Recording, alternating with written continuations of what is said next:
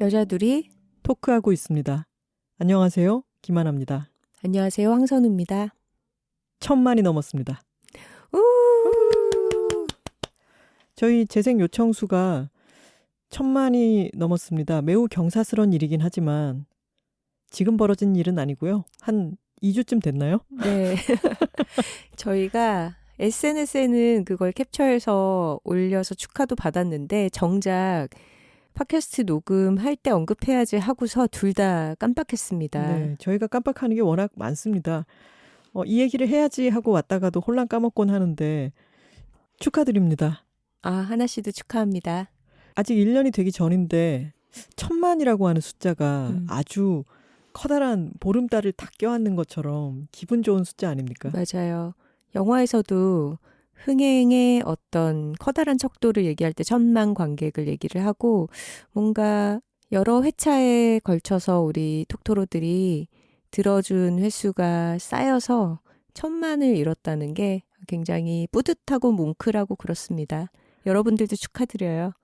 사실 숫자는 같지만 영화는 한 편에 1000만이고 우리는 지금 한 43편 정도 하고 그쵸. 나서 1000만이라는 게 조금 다르기는 하지만 매주 들어주시는 톡토로 여러분 정말 고맙습니다. 네, 1억까지 가봅시다. 설렌다. 1억. 1억이 되면은 다시 한번 말씀드릴게요. 네, 그전에는 뭐 2천만, 3천만은 그냥 건너뛰나요? 그건 너무 건방진 것 같고요. 네. 다시 또 기분 좋은 숫자가 생길 때 다시 한번 말씀드리겠습니다. 네. 또 좋은 소식이 있습니다. 뭔가요? 지난주에 선우 씨가 라디오 방송을 시작했다. 이석훈의 브런치 카페에 매주 금요일 고정 게스트로 출연하게 되었다는 소식을 전해드렸는데 이번에는 또 다른 매체에 새로운 연재, 고정 코너가 시작됩니다. 네. 같은 요일이에요. 금요일마다 주간 문학 동네에 공개되는 연재 시리즈이고요. 여러분들도 많이 좋아하시고 저도 독자로서 정말 좋아하는 작가 김원비 작가님과 제가 편지를 주고받고 있습니다. 김원비 톡토로님과요. 김원비 톡토로님께서 이 연재 활동을 할 때 여들톡을 듣고 나서 편지를 쓰면 자꾸 청취자 사연처럼 되더라는 거죠. 네. 그래서 원고를 쓰는 동안은 청취를 좀 중단해야 되겠다라고 결심하셨다는 부분도 있었습니다. 네, 금요일마다 주간 문학 동네 사이트에 연재되니까요. 앞으로 많이들 읽어주시기 바랍니다. 제목이 또 문제적입니다. 네, 제목을 우리 빅토리노트의 이옥선 작가님의 그 구절에서 따왔어요. 거기에 이제 노자 사상에 대해서 언급을 하면서 최선을 다하면 죽는다라는 문구를 언급을 하셨는데 그게 너무 인상적이기도 하고 우리가 열심히 살아가는 서로에게 지치지 말자고 해주고 싶은 말이기도 해서 이옥선 작가님의 허락하에 그 문구를 허락 안 하셨나요? 노자 글인데 내가 허락해 줄게 이럴 순 없잖아요. 엄마가 노자에 대행하는 분도 아니고. 재인용이 되는 거죠. 네, 저희는 재인용으로서 최선을 다하면 죽는다라는 문구를 연재 제목으로 가져왔습니다. 이현씨 편집자님께서 이 제목을 제안을 해줬을 때 저는 끝났다고 생각했습니다. 너무 좋죠. 네, 김원비, 황선우의 최선을 다하면 죽는다. 그 연재 시작하면서 작가 사진이 나오잖아요. 네. 작가 사진 촬영할 때 저도 따라가서 촬영 장면을 함께 봤는데 큰 도움 주셨죠. 저를 계속 웃게 만들어주시면서. 제가 큰 역할 했죠. 황선우가 외간 여자랑 같이 사진 찍는데 옆에서 웃음 잘 나오도록 계속 뻘소리를 하면서 좋은 사진이 나오도록 만들었는데 저보다 더 큰 역할을 해주신 분이 있습니다. 맞아요. 김원비 작가님은 본인의 얼굴을 드러내지 않고 활동을 하시죠. 그래서 사진 촬영을 할 때도 눈은 보여주지만 코 아래로는 좀 얼굴을 가릴 수 있는 그런 소품을 활용하자라는 얘기를 하다가 그렇다면 뭔가 꽃 같은 것으로 얼굴을 좀 가리면 어떨까. 편집자님과 저희가 그런 아이디어를 교환하다가 정말 최적의 도움을 줄 수 있는 적임자를 제가 떠올렸습니다. 누구겠어요? 우리 수아진의 진 선배죠. 진선배였습니다. 진 선배는 그날 삼척 여행이 계획이 되어 있어서 촬영장에 함께 나오지는 못했어요. 하지만 본인이 충분히 준비를 해줄 수 있다라고 얘기를 하면서 미리 촬영에 필요한 꽃과 이파리들을 준비를 해주셨습니다. 진 선배는 패션 에디터로 수십 년을 일해온 분이기 때문에 화보 촬영에 대해서는 전문가 중에 전문가죠. 그래서 저희가 흑백으로 사진을 찍는다라는 컨셉을 얘기하니까 컬러감이 도드라지지 않고 형태로 큼직하게 얼굴을 가려주기도 하면서 굉장히 아름다운 쉐입을 가진 그런 꽃과 잎들을 미리 구매를 해주셨어요. 그래서 촬영 현장에서 그것들을 활용해서 굉장히 멋진 사진들을 얻을 수 있었습니다. 진 선배는 편집장에서 은퇴를 하시고 나서 저는 만났잖아요. 네. 그래서 친구처럼 지내고 있다가 수십 년 해왔던 어떤 필드의 일을 탁 드러낼 때 깜짝 놀라게 되는 게 있잖아요. 멋있죠. 네, 그래서 진 선배가 촬영할 때 이 꽃들을 어떻게 활용하면 좋을지에 대해서 충고해 주시는 걸 보고 와, 진 선배 진짜 전문가구나 하는 생각이 들었죠. 맞아요. 종합하자면 금요일은 아주 축제로구나 이런 느낌이네요. 네, 여러분 화요일에 여둘톡 들으시고 수목 금요일 정도 되면 또 다음 주 기다려지잖아요. 그럴 때 이석훈의 브런치 카페 11시 30분 그리고 오후 3시에는 주간 문학동네 연재가 올라오니까 금요일도 즐길 거리들을 챙기시기 바랍니다.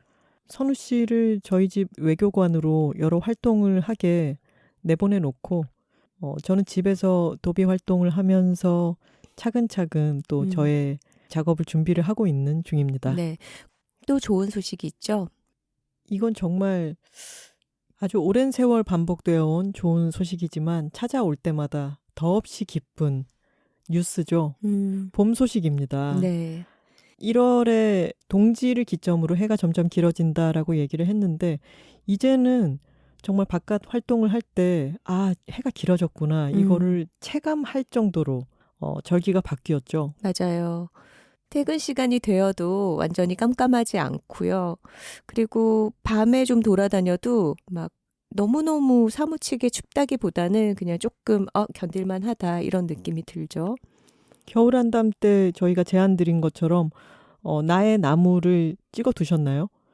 저도 저희 탁구 친구를 데리러 갈 때 기다리곤 하는 장소에 커다란 왕벚나무가 있어서 그 나무를 찜해 두고 기다리고 있습니다. 결정하셨군요. 네. 굉장히 심사숙고하더라고요. 네. 그 옆에 산수유도 약간 점 찍어 두고 있긴 했지만 산수유는 약간 코너를 돌아가야 되고 딱 기다리는 곳에 매번 보기 좋은 곳에 있기 때문에 관찰을 하기에 더 용이하겠다 생각을 했어요. 네. 톡토로 여러분들도 점 찍어둔 나무 잊지 마시고 지금쯤 조그만 눈들이 나와 있고 목련 같은 경우에도 겨우내 이렇게 목련의 자그마한 봉우리가 모피코트 같은 걸 입고 있죠. 나중에 꽃이 피면은 바닥을 살펴보시면은 그 털 옷이 두 조각으로 나뉘어서 바닥에 이렇게 떨어져 있는데 그런 거를 차근차근 관찰해 보는 것도 정말 즐겁죠. 맞아요. 저는 예전에 대학 신입생 시절에 산수유를 몰랐어요. 근데 그게 무슨 꽃인지 몰랐다가 친구한테 물어봐서 친구가 알려줘서 그게 산수유라는 걸 알게 되었는데 그 에피소드는 잊혀지지 않거든요. 그리고 하나 씨도 얼마 전에 자목련이 어떤 꽃나무인지 몰라서 물어보는 친구에게 알려준 적이 있었잖아요. 그랬죠. 네. 꽃과 나무의 이름을 많이 아는 사람이 되어서 그것을 알려줄 수 있다라는 거는 굉장히 상대방의 기억에 남을 수 있는 그런 개인기이기도 합니다. 그리고 상대의 세계에 저게 산수유지, 산수유가 이제 피었구나라고 하는 하나의 세계, 걔가 도드라져 보일 수 있도록 만들어주는 하나의 렌즈를 씌워주는 거잖아요. 정말 뿌듯한 일이기도 합니다. 맞아요. 돈이 안 드는 선물 같아요. 와, 그 표현이 너무 좋네요. 톡토로 여러분, 이제 곧 산수유와 매화가 핍니다. 산수유와 매화는 가장 일찍 피는 꽃들이죠. 목련보다 먼저인가요? 네, 목련보다 먼저 피죠. 네. 요즘은 지구온난화로 꽃나무들의 개화 스케줄이 약간 엉킨 것 같기도 해요. 저 남쪽에 가면은 전남 쪽에 구례 이런 쪽에 산수유 마을이 있는데 산수유는 꽃이 개나리처럼 샛노란 꽃이 아니고 좀 톤 다운된 그런 색깔이고 꽃 자체가 아주 작기 때문에 아주 작은 노란 점점이 피어 있는 거죠. 근데 그 마을에 산수유가 피어 있는 거를 멀리 떨어져서 바라보면은 누런 안개가 껴 있는 것처럼 보이거든요. 네. 그런 산수유의 계절이 지나면 또 나무의 점점이 옛날 선비들이 참 사랑했던 흰 꽃이 까만색 거친 나무에 흰 꽃이 탁탁 피는데 그게 매화입니다. 매화와 벚꽃을 구분하는 법은 저희가 이제 또 절기마다 알려드릴게요. 근데 그걸 구분하기 시작하면요. 벚꽃도 큰 꽃은 아니잖아요. 근데 매화가 참 단아하구나. 매화에 비하면 벚꽃은 또 참 화려하구나. 이런 생각을 하게 됩니다. 맞아요. 저희가 봄꽃 얘기를 한참 했지만 아직은 겨울이잖아요. 그렇죠. 아직 2월입니다. 엄연한 2월이죠. 네. 천혜향도 출시가 안 됐다고요. 희끈의 천혜향 기다리고 있다고요. 지난번 겨울 한담 때 말씀드렸죠. 겨울이 독서의 계절임은 신이 주시는 과일을 봐도 알 수 있다. 과일 칼이 필요 없는 까먹을 수 있는 과일들이 나오는 때가 겨울이다. 이때야말로 독서의 계절이다. 이런 말씀을 드렸는데요. 네. 쏠랑쏠랑 귤이며 이런 망감류를 까먹으면서 책을 읽기 좋은 계절이다라는 얘기죠. 해는 길어졌다고 말씀드렸지만 이대로 쭉 봄이 오지는 않겠죠. 계절은 그렇게 호락호락하지만은 않습니다. 네. 몇 번 아주 다시 겨울인가 싶은 추위가 오곤 하겠죠. 아직까지 방심하지 마시고 집에 있게 되는 아주 추운 날에는 나는 누구다? 난방비 지킴이다. 나는 수면 아티스트다. 이렇게 생각하시고 수면에서 깨어나고 나서는 계속 약간 뒹굴뒹굴 하시면서 책을 읽으시면 참 좋겠죠. 네. 아직 2월 겨울이 가기 전에 오늘은 책 이야기를 해볼까 합니다. 좋은 걸 좋다고 말하기 여둘톡. 46화 주제는 독서의 기술입니다. 톡 깔아먹을까요? 둘. 톡톡톡톡톡. 파워. 파워. 파워. 파워. 독서의 기술이라고 제목을 얘기해놓고 나니까 참 거창한데 편안한 질문부터 해볼게요. 선우 씨는 책 좋아하시나요? 책을 좋아하죠. 좋아하는데 상대적인 것 같아요. 저희 집에 같이 사는 동거인이 저보다는 책을 훨씬 좋아합니다. 그분이시라는 소문이 있던데. 저는 책을 좋아하기는 하는데 네. 어디 가서 뭐 하나 씨는 어떤 걸 좋아해요? 이런 질문을 받으면 책이라는 말이 선뜻 나오지는 않아요. 왜 그럴까요? 왜냐하면 저는 책 좋아해요 라고 저는 캐주얼하게 얘기를 한다고 생각해도 상대편에서 오 이런 반응이 나오는 게 저는 좀 어떻게 대응을 해야 될지 잘 모르겠는 거죠. 그게 독서라는 것의 의미가 좀 시대가 흐르면서 많이 바뀐 것 같아요. 예전에는 취미란에 독서라고 쓰는 사람들이 참 많았잖아요. 정희진 선생님도 그렇게 말씀을 하셨죠. 지난번 정희진의 공부 1월호에서 정희진 선생님이 책을 읽는 것이 얼마나 중요한 행위인지에 대해서 강변을 하셨는데 저는 그런 말씀을 들을 때는 참 좋거든요. 수긍하는 면도 많고요. 네. 근데 저는 제가 그렇게 치열하게 독서를 하는가라고 생각해 보면 전혀 그렇지가 않아요. 저는 책을 재미로 읽는 사람이고 그 재미 속에는 어떤 내 세상이 넓어지는 재미도 있고 때로는 아주 두꺼운 벽돌책을 독파해 나가는 그런 즐거움과 완수의 성취감도 있는 것이고 때로는 정말 키득거리기 위해서 책을 읽기도 합니다. 그래서 사람들이 책 좋아한다 그러면 올 하는 것이 부담스러운 것처럼 책에 좀 큰 의미를 부여하는 게 저는 좀 쑥스러워요. 똑토로 분들을 위해서 제가 옆에서 본 하나 씨의 독서 행태를 말씀드리자면 요즘 좀 책을 많이 읽고 있잖아요. 그렇죠. 네, 새로 쓰는 글을 위해서도 자료 조사가 필요해서 책을 많이 읽고 있는 시기인데 저는 매번 볼 때마다 좀 신기해요. 정말 뭐 하나 싶어서 들여다보면은 자기 방에 리클라이너에 앉아가지고 굉장히 커다란 벽돌책을 끼고서 몰입해 있거든요. 근데 그게 진짜 몇 시간씩 안 움직이고 게임을 하거나 뭐 TV를 보거나 폰을 보는 사람처럼 막 괴로워하는 기색이 있는 게 아니라 정말로 이거를 즐거워서 즐기면서 자신의 시간을 만끽하고 있다라는 그런 공기 속에서 책을 정말 오래 보거든요. 요즘은 하루에 한 4시간, 5시간은 책 읽지 않나요? 합쳐보면 그 정도 될 것 같기는 하고 그리고 선우 씨도 방금 그 말씀 속에는 책 읽기는 게임을 하는 것과는 다르다라고 하는 생각이 들어가 있잖아요. 그렇죠. 괴로워하지 않고 책을 읽는다. 근데 사람이 하루에 4-5시간씩 뭔가를 계속 반복해서 하려면 괴로워서는 잘 못하지 않을까요? 맞아요. 근데 저도 책 읽기를 괴롭다고 생각은 하지 않고 즐거워서 읽는 것이기는 한데 집중과 어떤 몰입의 정도가 다른 쾌락을 위한 행위들에 비해서는 굉장히 튕겨져 나올 여지들이 많은 것 같아요. 특히나 요즘 더 그렇죠. 세상에 재밌는 것들이 워낙 많고 빨리빨리 우리에게 왔다 사라지는 숏폼 컨텐츠들이 워낙 많으니까. 맞아요. 이렇게 말할 수 있을 것 같아요. 독서는 즐거운 행위가 맞다. 하지만 쉽게 방해받는다. 그러네요. 근데 또 어떻게 보면요. 저는 책을 읽을 때 쉽게 방해받기도 하지만 다시 책으로 들어가는 것도 쉽거든요.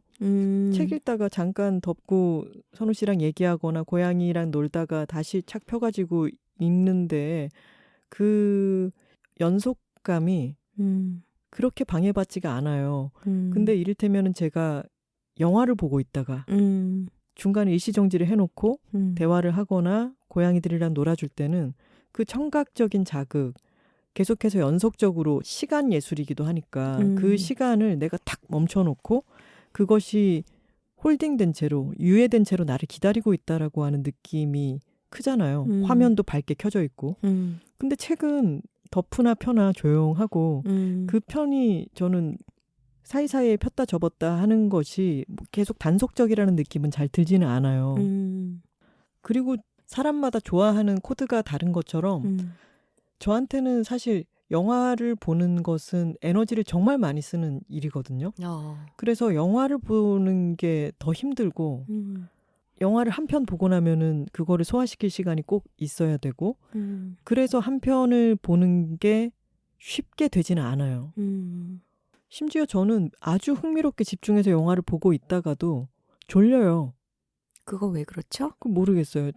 너무 집중해서 기력이 딸리는 건지도 모르겠지만 영화를 볼 때 저는 훨씬 더 졸리고 책을 읽을 때는 비교적 더 안 졸고 지속적으로 읽어 나갈 수 있는 것 같아요.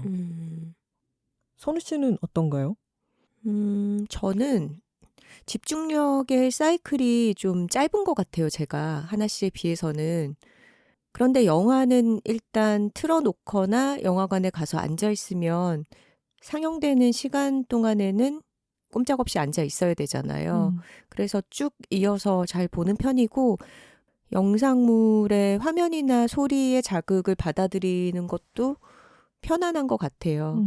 책을 읽는 행위에는 조금 더 적극적인 나의 어떤 지적인 몰입이 필요하다고 해야 되나? 저는 근데 영화를 볼 때는 그 커다란 화면에 있는 수많은 정보들, 소리들, 색감, 질감, 저 사람의 표정 이런 것들을 다 이렇게 보고 컷이 어떻게 바뀌었는지 이런 거를 계속 이렇게 보고 있을 때는 굉장히 집중을 해서 보고 탈진을 하기도 하는데 책을 읽을 때는 사실 글줄만 이렇게 따라가고 있으면 제가 꼭 막 나는 여기를 상상해 보겠어 이렇게 생각하는 건 아니고 그냥 글줄을 계속 눈으로 따라가고 있다 보면은 어떤 저변에서 나의 여러 기억들과 이 단어가 환기시키는 것들 또는 이전에 읽었던 다른 텍스트들 이런 것들이 밑에서 깨워 맞춰지기는 하겠고 또 어떤 것들이 피어오르기도 하겠지만 그거를 그렇게 적극적으로 활용하고 있다는 생각 안 하고 좀 그냥 편안하게 읽기는 하거든요.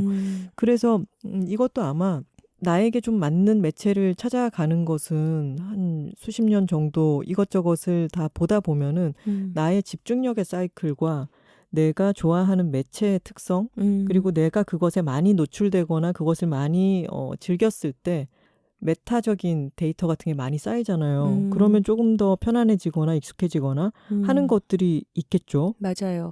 많은 것들이 그렇듯이 독서 역시 자기 자신에 대해서 잘 알아야지 편안한 어떤 습관을 만들 수 있는 것 같아요. 저의 경우에는 제 집중력이 좀 짧다는 거를 알고 있고 약간의 정보 중독적인 그런 취향이 있기 때문에 책을 한 번에 한 권을 잘 읽지 않아요. 여러 권을 조금씩 동시에 진행하는 경우가 많고 한 번에 서너 권 정도는 읽고 있는 상태인 거죠. 근데 하나 씨는 한 권을 쭉 읽어 나가고 그 다음 책으로 넘어가는 편 아닌가요? 요즘은 그렇지 않게 됐고요. 제가 음. 책이라웃을 진행하는 동안 그렇게 해서는 일을 해낼 수가 없더라고요. 그래서 어떤 두꺼운 책을 조금씩 읽어나가면서 짧은 책을 그 사이에 여러 권 읽기도 하고 왔다 갔다 하면서 책을 읽다 보니까 그게 오히려 머릿속에 여러 서랍을 계속 열었다 닫았다 하는 거라서 그 사이에서도 또 뭔가가 일어나요. 그래서 더 재미있게 독서를 하게 되더라고요. 그래서 요즘은 꼭 한 번에 한 권을 끝내고 난 뒤에 다음 책으로 넘어가거나 그러지는 않습니다. 그리고 한 번에 한 권을 끝내고 다음 책을 펼치자라는 생각이 또 독서를 방해하기도 하는 것 같아요. 내 관심은 이미 저 책이 궁금한 걸로 넘어갔는데 내가 이 책을 안 끝내고 또 저쪽으로 넘어가면 이 책을 못 끝내겠지? 막 이런 생각? 그렇죠. 그러니까 뭔가 우리가 하나를 끝맺지 못하면 굉장히 참을성이 없는 사람, 인내력이 부족한 사람 이런 식의 생각이 스스로 들잖아요. 근데 그것 때문에 좀 속도가 더딘 책을 붙들고 있다 보면 그것도 끝이 안 나고 다른 책으로 넘어가지도 못하는데 그냥 좀 가벼운 마음으로 눈에 들어오는 부분 위주로 보자라고 생각을 하면서 넘겨보다가 또 다른 책을 시작해서 다른 분야의 책을 또 좀 보다가 이런 식으로 왔다 갔다 하면 오히려 끝낼 수 있지 않나 싶어요. 저는 책을 좋아하긴 하지만 책을 아주 느리게 읽는 편이고 책을 엄청나게 많이 읽은 독서가들만큼 책을 읽은 편은 아니겠죠. 근데요. 책을 정말 많이 읽은 엄청난 독서가들도요. 그만큼 다 못 읽은 책도 엄청나게 많습니다. 누구나 다 그럴 거라고 생각해요. 김영하 작가가 그런 얘기를 했다면서요. 읽을 책을 사는 것이 아니다. 사놓은 책 중에 있는 것이다. 명언이죠. 누구나 그런 면이 있습니다. 그리고 제가 책을 좋아하는 이유 중에는 책이라는 것이 참 사랑스러운 물건이다라는 것도 있는 것 같아요. 사랑스럽다. 그렇지 않나요? 책들이 이렇게 쌓여 있으면 다른 여러 물건들이 쌓여 있을 때보다 좀 예쁘고 각도 잡혀 있고 저기 얼마나 또 수많은 이야기들이 있을 것이며 종이장이라는 것은 따뜻한 감각이잖아요. 비닐과는 다르고 금속도 아니고 딱딱하지도 않고 팔랑팔랑 넘어가는 나무에서부터 비롯된 그 종이라고 하는 재질이 켜켜이 쌓여 있는 것은 그것 자체로 얼마나 좀 따스한 느낌이 듭니까? 혹시 취미가 독서? 책을 굉장히 좋아하는 사람의 관점인 것 같고요. 저는 다른 식의 얘기들도 많이 들어봤어요. 뭐 예를 들어서 외국의 인테리어가 멋진 집의 사진들을 보다 보니까 공통점을 깨달았다. 그런 집들에는 책이 없더라. 아니, 저는 핀터레스트에서 북웜 뭐 이런 거를 찾아서 사진들을 보고 그럴 때가 있는데 저는 책이 많은 공간을 보는 것도 좋아해요. 네, 기본적으로 책 좋아하는 사람들은 책이 많은 서재라든가 뭐 도서관, 서점 공간 자체를 좋아하죠. 하지만 현실적으로는 저희 집에도 신간들이 많이 들어와서 쌓이면서 맞아요. 마냥 보기 좋다라고 하기에는 부담스럽기도 하죠. 그리고 책은 물리적으로 부동산이기도 하죠. 맞습니다. 책을 아무리 좋아해서 많이 보고 싶어서 사놓은 책 중에 읽으려고 욕심을 부려도 우리가 다 한정적인 공간 안에서 살아가야 하기 때문에 정리가 필수적으로 필요하죠. 제가 책의 물성에 대해서 이야기를 했는데 요즘은 전자책도 참 많이 나오고 저희의 모든 책들도 다 전자책으로도 나와 있고 또 초반에 말씀드렸던 것처럼 밀리의 서재에 들어가시면 여자들이 살고 있습니다. 오디오북 저희가 직접 낭독한 오디오북도 있는데요. 근데 저는 전자책도 곧잘 읽는 편이긴 한데 전자책으로 읽는 독서는 좀 독서 경험이 다른 것 같아요. 어떤 책을 읽든 간에 같은 기기의 화면에서 그 내용이 흘러가는 거잖아요. 근데 그렇게 되면은 내가 들고 있는 기기는 똑같은데 그 안에 쓰여 있는 글만이 책이다. 음. 라고 받아들이기에는 책을 구성하는 수많은 것들로부터 오는 감각 자극도 저는 굉장히 좋아하기 때문에 그럴 때는 뭔가 귤을 내가 까먹는 게 아니라 다 까놓은 귤을 압축해서 만든 정제를 삼키는 느낌이랄까요?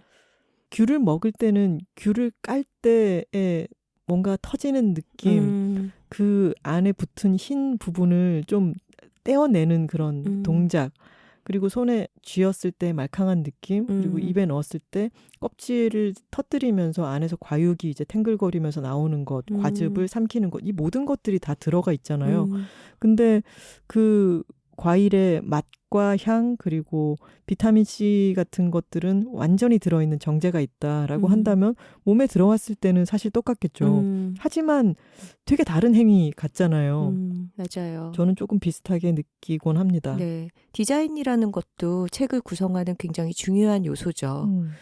디자인이 별로 안 된 책이다라고 생각한다 하더라도 종이를 그 판형으로 다 잘라서 줄을 다 맞춰가지고 껍데기를 싸놓은 거잖아요. 그 껍질에는 그림이 됐든 글씨가 됐든 배치가 들어가 있고 어느 장을 넘겨봐도 그 판형의 안에는 가로 세로가 맞는 글줄이 특정한 크기, 자간과 줄간으로 배열이 되어 있잖아요. 그것 자체가 디자인이 되어 있는 물건이고 그것을 매번 손으로 넘긴다는 게 우리에게 주는 여러 감각 정보가 있죠. 맞아요. 저는 그래서 책이 많이 전자책으로 대체된다 하더라도 책이 사랑스러운 물건이기 때문에 냄새도 얼마나 좋습니까? 그래서 완전히 사라지지는 않을 거다라고 생각을 하는데 비슷하게는 우리 집에는 음반이 많잖아요. 네. CD도 많고 LP도 많은데 저희 각자가 또 엄마들에게 등짝 스매싱을 맞아가면서 각자 뭐 차 한 대 값은 훌쩍 넘게 음반에 돈을 쓰면서 살아왔잖아요. 근데 요즘 저희가 음악을 듣는 건 스포티파이란 말이죠. 스트리밍으로 다 듣고 있는데 저희 친구의 집에 가면은 그 친구는 LP로 음악을 틀어주죠. 그러면 나름의 운치가 있어요. 하지만 아주 번거롭기도 하고 우리가 그 음반을 다 가져다 놓고 기기를 관리해가면서 음악을 듣는 수고에서부터 우리는 아주 간편한 음악 감상의 세계로 넘어와 버렸기 때문에 다시 돌아가기는 쉽지는 않은 것 같아요. 전자책도 분명히 스트리밍 서비스처럼 장점이 있죠. 아까 책이 부동산이라는 얘기했지만 물리적으로 많은 공간을 차지할 수밖에 없는 책들을 공간에 구애받지 않고 소장하고 감상할 수 있다라는 거는 정말 큰 장점이죠. 근데 그럼에도 불구하고 독서라는 행위가 우리에게 어떤 기억을 남기는 과정에는 분명히 물리적으로 그 책장을 넘기고 어느 페이지에 어떤 식의 글이 들어가 있었다라는 것이 각인되는 그 과정이 중요한 기능을 하는 것도 사실이기는 해요. 그리고 그 생각도 들어요. 우리가 책 이외에도 여러 가지 정보를 받아들이면서 살잖아요. 지난 회차였나? 현대인들이 선택과 집중 때였네요. 80년대에 비해서 신문 175부 만큼의 더 많은 정보를 하루에 받아들이면서 살고 있다는 얘기를 했는데 그 많은 정보들이 흘러 들어오는 것이 결국은 책이 아니라 휴대폰 화면, 어떤 전자 모니터를 통해서 우리 눈에 들어오게 되는 과정이잖아요. 근데 그랬을 때 이미 종이에 쓰이지 않은 여러 가지 정보들을 파편화된 상태로 많이 받아들이면서 살고 있기 때문에 독서의 경우에는 그런 방식이 아닌 아날로그한 종이를 통해서 하고 싶다, 경험하고 싶다 이런 생각도 드는 것 같아요, 저는.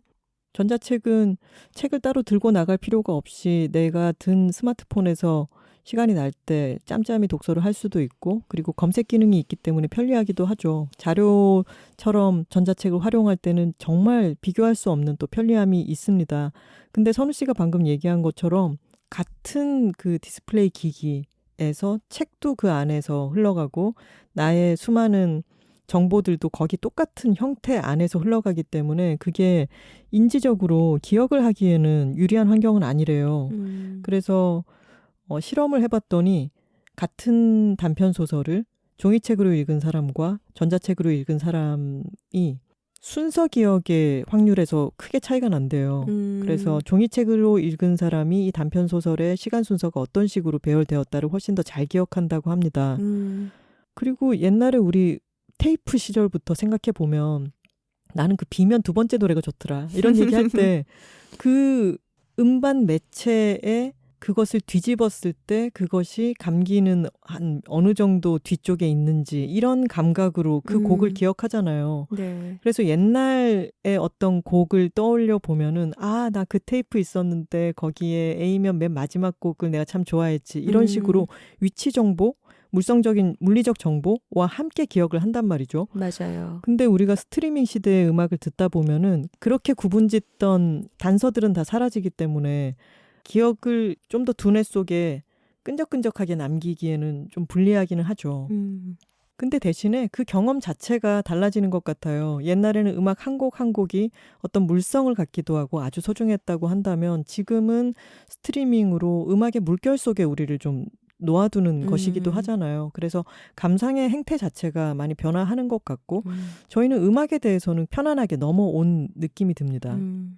이거 조금 다른 얘기지만 물리적인 실체가 있는 앨범으로 음악을 들을 때 제가 좋아했던 부분은 하나 씨도 그랬겠지만 이 앨범 북클렛에 여러 가지 사진과 함께 정보가 그렇죠, 들어가 그렇죠. 있잖아요. 가사도 들어가 있고 그렇죠.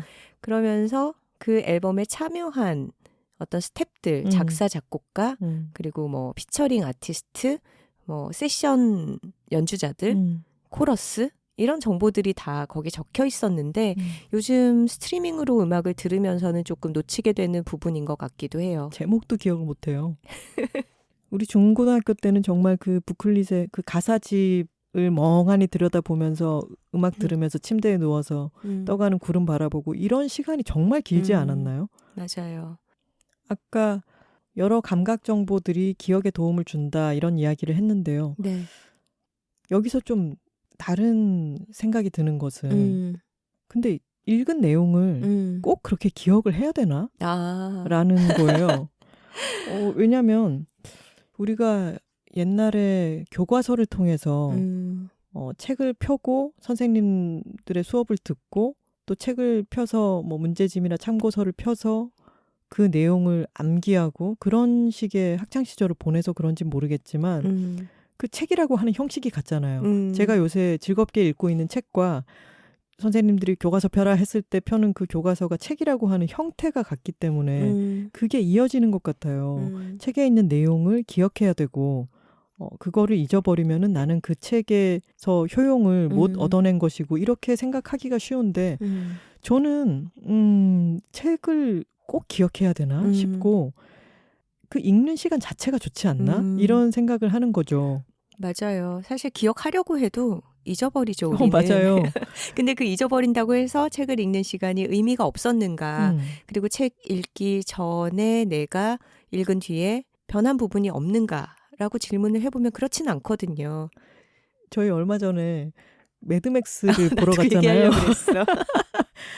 근데 그 매드맥스를 한국 영상자료원에 가서 친구들이랑 봤는데 영화를 나 갑자기 다리 걷었던 게 생각나서 너무 웃겨.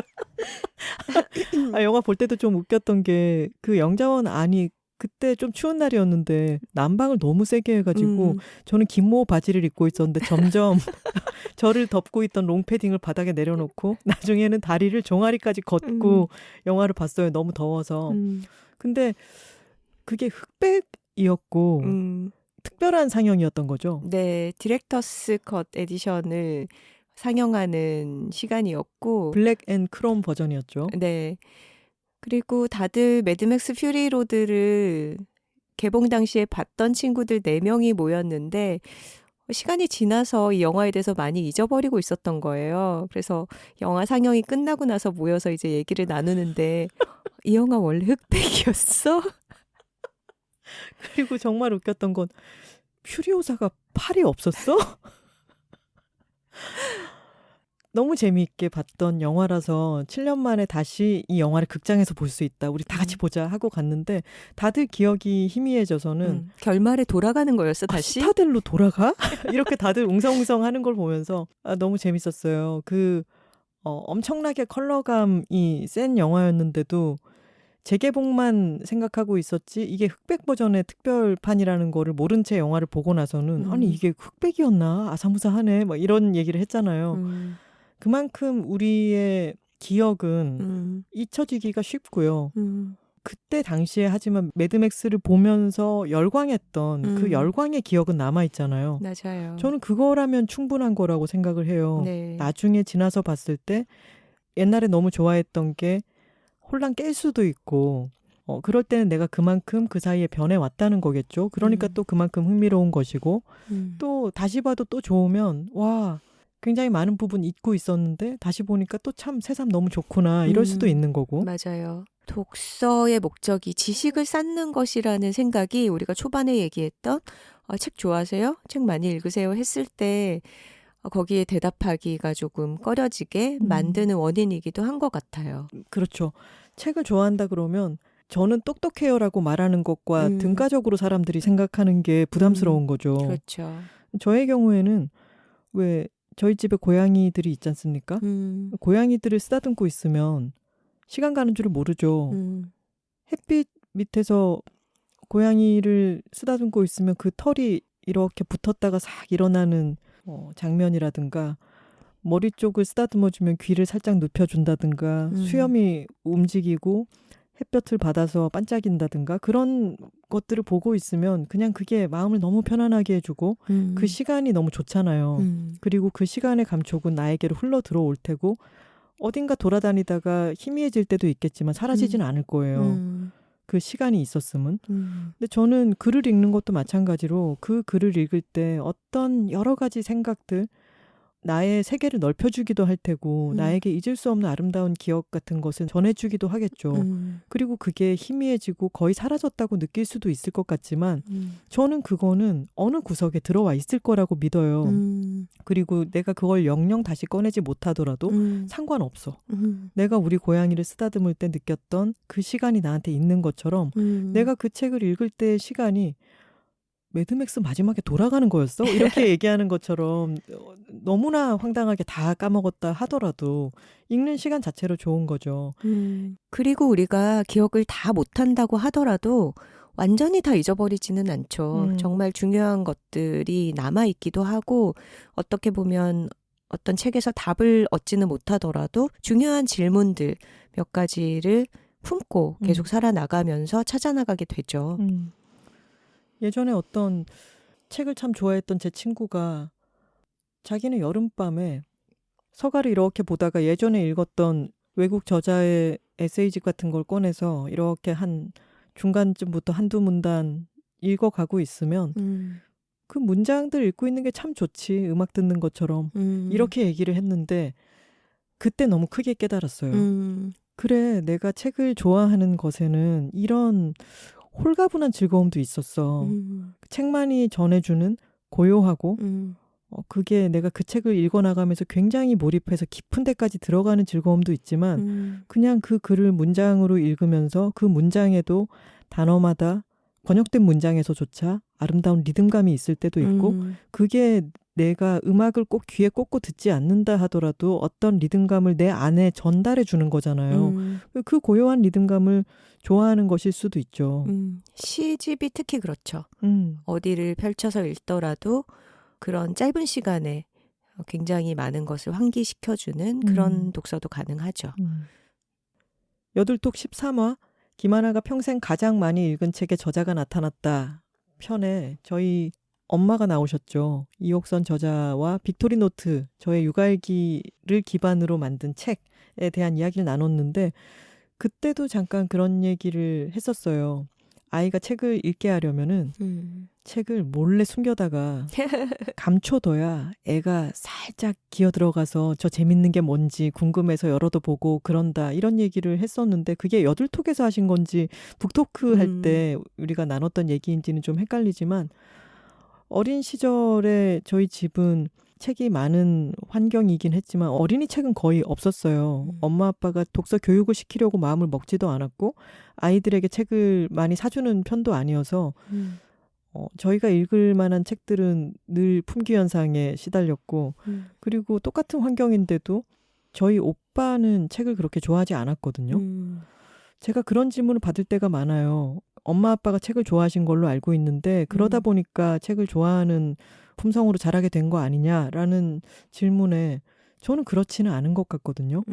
그리고 저는 중요한 포인트는 엄마 아빠가 아이들의 독서에 관심이 아예 없었다는 거예요. 엄마 아빠는 책에 손을 곧잘 들고 있으니까 저기 뭐가 있나 보지 이런 생각은 들지만 너 이것 좀 읽어볼래? 이거 진짜 좋다. 뭐 이거는 정말 필독서지. 이랬으면 극혐이었을 것 같거든요. 엄마 아빠가 뭔가를 하라고 애들한테 시키는 것 중에 사실 좋은 건 별로 없어요. 뭐래 이러겠죠. 그렇죠. 친구들이랑 하는 게 재밌지 엄마 아빠가 하라는 게 뭐가 재밌겠어요. 그러니까 책 자체에서부터 애들을 더 멀어지게 하는 결과가 될 것 같아요. 그리고 책이 넘쳐나는 환경이라고 해서 책을 자연스럽게 좋아하게 되는 것도 아니라고 생각해요. 친구네 집에 가면은 세계 명작 전집이라든가 뭐 굉장히 멋진 책들이 많이 쌓여 있는데도 그 친구는 책을 별로 안 좋아하고 제가 그 집에 가서 책을 막 꺼내서 빠져서 읽곤 했었거든요. 그래서 사람이 타고나는 어떤 책을 좋아하는 성격이 있는 것 같고 저희 오빠와 저를 비교해 보면 왜냐하면 똑같은 환경이었으니까. 그리고 책을 읽으라고 막 전집으로 사다 주는 게 부모가 하라고 시키는 것과 비슷한 효과가 되는 것 같아요. 자, 이것은 너의 과제다. 이런 느낌이 되는 거죠. 그러면 애들은 더 싫어하겠죠. 하지만 책을 한두 권 읽어보니 재밌는데 더 읽을 책이 없네. 그래서 이 책을 읽고 또 읽고 있는데 한 권이 다시 생겼어요. 그럼 또 얼마나 신이 나서 그 다음 권을 읽겠어요.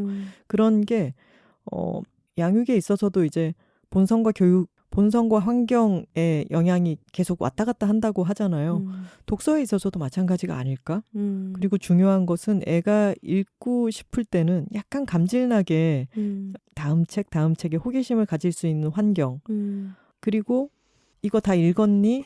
이런 식의 숙제처럼 부담을 주지 않는 그런 분위기 같은 게 책과 친해지는 데는 좋은 쪽으로 작용하지 않나 싶습니다. 그 생각이 나네요.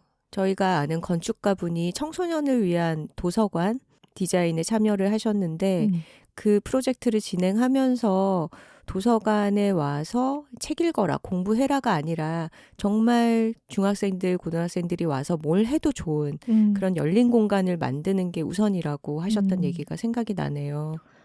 도서관에서 뒹굴고 놀고 낙서하고 이러다가 친구랑 털썩 앉았는데 옆을 돌아보니까 이 제목은 뭐지? 꺼내서 앞뒤를 봤는데 뭔가 좀 땡기는 게 있어. 그래서 한두 문단 읽어봤는데 재밌어서 그 자리에서 1시간씩 2시간씩 책을 읽어. 근데 이건 정말 좋은 시작 아닌가요? 그렇죠. 누구도 푸시하지 않으면서 자기가 호기심을 갖고 찾아갈 수 있는 환경이 되면 좋겠죠. 네. 저는 그래서 책 읽기를 걷기랑 아주 비슷하다고 생각해요. 걷기. 이 수많은 탈 것들이 있고 그게 저마다의 속도로 우리를 아주 편리하게 이곳저곳으로 옮겨주는 시대이지만 그래도 어디나 걷는 사람들이 있죠. 그리고 걷는 사람들에게는 뭐 이를테면은 거기까지를 걸어간다고 이런 얘기들을 하잖아요. 나는 걷는 거 좋아해. 걸을 시간이 없지 않아? 사람들이 그런 얘기를 하는데 걷기가 버릇이 된 사람들은 걸을 시간이야 만들면 되는 거 아닌가? 그거 타러 가서 기다리고 하는 시간에 그냥 걸어도 되는 거고 걷는 시간을 만들어내죠. 그건 왜 그러냐면 걷기의 즐거움을 알아버렸기 때문이에요. 멋진 자동차를 타고 빠른 속도로 휙 지나가는 곳에서 걸어가는 사람들은 굉장히 많은 것들을 발견하죠. 새로 피어나는 풀이나 꽃이라든가 아니면 시시각각 변해가는 햇빛의 기울기라든가 붕어빵집. 붕어빵집, 이 묵고제비. 맞아요. 차 타고 갈 때는 붕어빵집을 발견하기도 쉽지 않아요. 산책하는 강아지들. 그렇죠. 그런 수많은 것들을 발견하는 재미가 있으니까 걷기는 그만큼의 즐거움이 있어. 그리고 특별한 장애가 있지 않은 한 누구나 걸을 수 있잖아. 이런 식으로 생각하잖아요. 누군가가 만약에 나는 걷는 걸 좋아해. 그러면 이러지는 않잖아요. 그냥 남들보다 뛰어날 것도 없고 내가 정말 많이 걸었다고 해서 자만하게 되지도 않고 근데 그 걸음 자체에 즐거움이 있고 또 걷다 보면은 뭐 혈액순환도 잘 되고 여러 생각들도 정리되고 하니까 육체 건강, 정신 건강에도 좋죠. 저는 그 비슷한 게 독서라고 생각해요. 굉장히 잘 와닿는 비유네요. 이런 책도 읽고 저런 책도 읽고 그게 꼭 내가 뭔가를 왜 걷기를 건강을 위해서 하는 분들도 많이 있지만 그냥 천천히 걷는 것 자체가 좋으니까 이것저것을 읽는 거죠. 그리고 그 시간 동안 많은 것들이 내 안에 들어오기도 할 텐데 어떻게 보면 비효율적일 수도 있죠. 하지만 그만큼의 즐거움이 나름대로의 즐거움이 있다는 걸 아는 사람들에게는 그만큼 큰 즐거움을 주는 것도 없는 거죠. 그리고 해나갈수록 더 훈련이 돼서 멀리 갈 수 있다라는 것도 걷기와 독서의 공통점인 것 같아요. 맞아요. 다시 책으로라고 하는 책이 있는데 뇌과학자가 책을 읽는 뇌에 대해서 그리고 지금 디지털 기기 때문에 뇌가 어떤 식으로 변해가고 있는지에 대해서 쓴 책인데 저는 이 책을 좋아하지는 않아요. 왜요? 좀 지루해요. 책을 많이 읽은 사람이 자신의 생각으로 아주 능란하게 요리해낸 책이라기보다는 조금 보고서 같기도 하고 그리고 책을 많이 읽어야 한다, 깊이 읽어야 한다라고 하는 명제를 만들어 놓고 출발한 책이어서 좀 교조적이에요. 네. 그래서 저는 그렇게 다시 책을 읽게 하려면 훨씬 더 매력적으로 쓸 수 있지 않았나 이런 생각이 들기는 해요. 하지만 그 책에서 알게 된 것은 뇌에서 요즘 뇌과학 책을 읽어보면 뇌 가소성이라고 하는 개념을 모를 수가 없을 거예요. 뇌 가소성이라는 건 뭐냐면 두뇌 안에서 여러 파트가 있고 뉴런이 있고 그렇잖아요. 근데 어떤 것을 계속해서 그쪽 방향으로 이제 뉴런들이 그 사이에 신경 전달 물질 같은 거를 주고받으면서 커뮤니케이션을 하잖아요. 근데 그쪽을 계속 하다 보면 그쪽이 배선이 효율적으로 된다는 거죠. 그러니까 두뇌가 재조직된다는 거예요. 말하자면 그 파트가. 쓸수록. 그렇죠. 그 부분이 활발하게 활동하기 시작하면은 이를테면은 책을 깊숙이 읽는 두뇌가 그쪽으로 배선이 이제 활발하게 일어났을 경우에는 책을 읽는 게 점점 더 활발한 두뇌 활동이 된다는 거죠. 그냥 나는 문장을 읽어가고 있을 뿐이지만 수많은 것들을 그 두뇌에서 아까 얘기했던 것처럼 나의 어린 시절 기억과 한 단어에서부터 온갖 것들을 다 이제 받아들이는 것들이 두뇌가 그 부분에서 굉장히 활발하게 활동을 한다는 거죠. 근데 그 책에서 저는 정말 재밌었던 점은 뭐냐면 메리언 울프 이 사람이 이렇게 짧은 글들을 마구 읽어가게 되는 이런 때에서 아주 깊이 있는 독서를 해야 된다라고 하는 책을 쓰고 있던 중에 자신에게 어떤 실험을 할 요량으로 자기가 어린 시절에 굉장히 빠져들어서 읽었던 헤르만 헤세의 유리알 유희를 다시 읽기로 한 거예요. 그러면서 나는 책을 위해서 나 자신을 실험 대상으로 삼는 것이기도 하지만 이 책을 읽는 것 자체가 나에게 너무 큰 기쁨이니까 이건 여러 가지로 유리한 거야 라고 흐뭇해하면서 책을 읽기 시작했는데 좌절하게 됩니다. 왜요? 너무 지루해서 읽을 수가 없었대요. 어릴 땐 재밌게 봤었는데. 네, 그때의 뇌가 이 사람의 지금의 뇌와는 다른 거죠.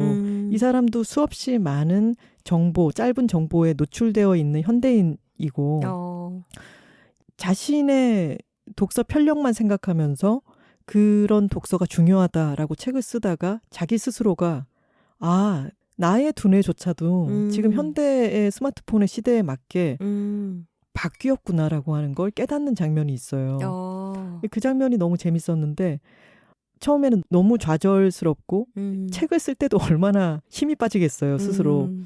근데 그러다가 다시 한번 재도전하고 또 재도전해서 한 2주 정도 지났을 때는 그래도 책을 읽을 수 있고 예전의 어떤 독서 모드로 돌아왔구나라고 깨닫게 되는데 그런데 그것은 두뇌가 정보를 처리하는 방식이 예전과 달라진 것도 있겠지만 우리가 그동안 살아가면서 세상을 바라보는 방식이나 좋아하는 어떤 문학의 양식 이런 것들이 많이 변화했기 때문에 예전만큼 그것을 더 좋아하지 않게 되는 그런 변화도 있지 않나요? 물론 그럴 수도 있죠. 내용적인 거. 근데 그거를 읽고 난 뒤에 내가 동의할 수 없다라거나 이거는 시대가 다르구나라고 느끼는 게 아니라 읽어 나가는 것 자체가 불가능하더라는 거죠. 근데 그것이 계속해서 그런 식의 글 읽기, 그런 식의 왜 모든 문장은 그 시대의 호흡을 담고 있잖아요. 그래서 거기에 다시 젖어 들어가서 읽는데 시간이 한참 걸리긴 했지만 다시 돌아간 듯 느껴지긴 했대요. 그것 자체가 이제 뇌 과소성이라고 하는 것이 책을 많이 읽는 때는 더 잘 읽혀요. 걸어버릇하면 올레길 전체도 다 완주하게 되는 것처럼 많이 걷게 되죠. 그런 것처럼 책이 안 읽힐 때는 저도 책 정말 안 읽히거든요.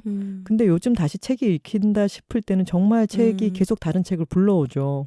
그게 두뇌에서 그것을 더 활발히 잘 처리하기 때문에 그것에서 더 수월하게 기쁨을 느낄 수 있게 되는 것 같기도 합니다. 재밌네요. 운동이랑 비슷한 것 같아요. 맞아요. 운동도 안 할 때는 정말 몸 전체적으로 좀 다운되고 뭘 할 때 기력이 더 없지만 여러 가지 운동을 활기차게 해나가다 보면은 점점 더 어떤 궤도에 내가 올라서 있는 그런 느낌이 들잖아요. 비슷하네요. 책을 읽을 때는 워낙 시간이 좀 많이 투여되다 보니까 극장의 좌석도 우리 어렸을 때 종로에 있던 단성사 이런 데 생각해 보면은 피카디리. 네. 코아 아트홀. 또 사람들이 올리비아 뉴튼 존 피지컬처럼 막 놀리겠어. 의자 간격도 너무 좁고 심지어 극장 안에 기둥이 있었어요. 코아 아트홀은. 맞아요. 그랬어요. 그래서 기둥 뒤에 앉으면 사각지대가 생기는 거예요. 근데 그런 좌석을 왜 팔았나 지금 생각해보면. 그리고 단차도 너무 적어서 앞사람 머리에 화면이 가리고. 근데 지금의 멀티플렉스를 생각해보면은 좌석이 아주 좋아졌잖아요. 뭐 템퍼 매트리스와 콜라보해가지고 아주 거의 눕듯이 해서 볼 수 있는 관도 있고 굉장히 화려한 여러 편안한 좌석 같은 것을 제공하는 관들이 많은데 그것도 영화를 볼 때는 거기에서 물리적인 시간을 많이 보내야 되기 때문이죠. 한 자세로. 책을 읽을 때도 사실은 자세가 중요합니다. 선우 씨는 책 읽을 때 어떤 자세를 선호하세요? 저는 저희 집에서 거의 대부분의 시간을 보내는 거실 탁자에 앉아서 책도 읽죠. 근데 하나 씨는 정말 긴 시간을 쭉 이어서 책을 읽지만 저는 사이클이 짧잖아요. 뭐 30분 단위로 끊어서 여러 가지 것들을 하기 때문에 독서도 짧게 해서 거기 앉아서 책을 읽으면서 별로 허리에 무리가 간다는 생각은 안 드는 것 같아요. 저도 사실 자세를 딱히 정해두진 않고 누워서도 보고 엎드려서도 보고 아무 데서나 앉아서도 잘 보는 편이었는데 이제 리클라이너는 여러 시간 있을 때 좀 등받이라든가 다리 받침의 각도를 조금씩 조절하면 또다시 편해지는 게 있어서 그게 책 길게 읽을 때 좋기는 하더라고요. 그리고 책 읽다 보면은 무릎에 고양이가 올라와서 그렇죠. 결박당했다고 하잖아요. 못 일어난다면서. 그래서 다 읽을 수밖에 없는 그게 바로 간밤에 벌어졌던 일이네요. 앉아 하면서 선우 씨가 이제 제 방 안을 들여다봤는데 하쿠가 가슴팍에 올라와 있어서 잘 수가 없다고 그랬었죠. 책을 좀 내가 취미를 붙여보고 싶다라는 생각이 든다면은 책 읽기에 편안한 곳을 집에서 이것저것 실험을 해보는 것도 좋죠. 도구도 중요한 것 같아요. 하나 씨가 사용하는 독서대 인스타그램 같은 데 사진 올리면 질문을 많이 받았었잖아요. 저는 독서대를 따로 사용하지는 않았었는데 하나 씨가 여러 개를 갖고 있어서 그거를 제가 얻어서 써보니까 굉장히 도움이 되더라고요.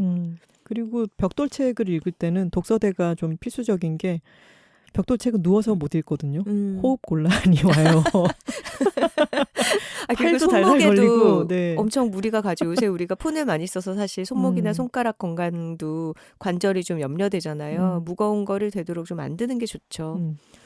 예전에 제가 코스모스를 읽을 때 사무실에 나가서 하루 일과를 시작하기 전에 딱 독서대에다가 그 커다란 책을 펴놓고 하루에 150페이지씩 읽었던가?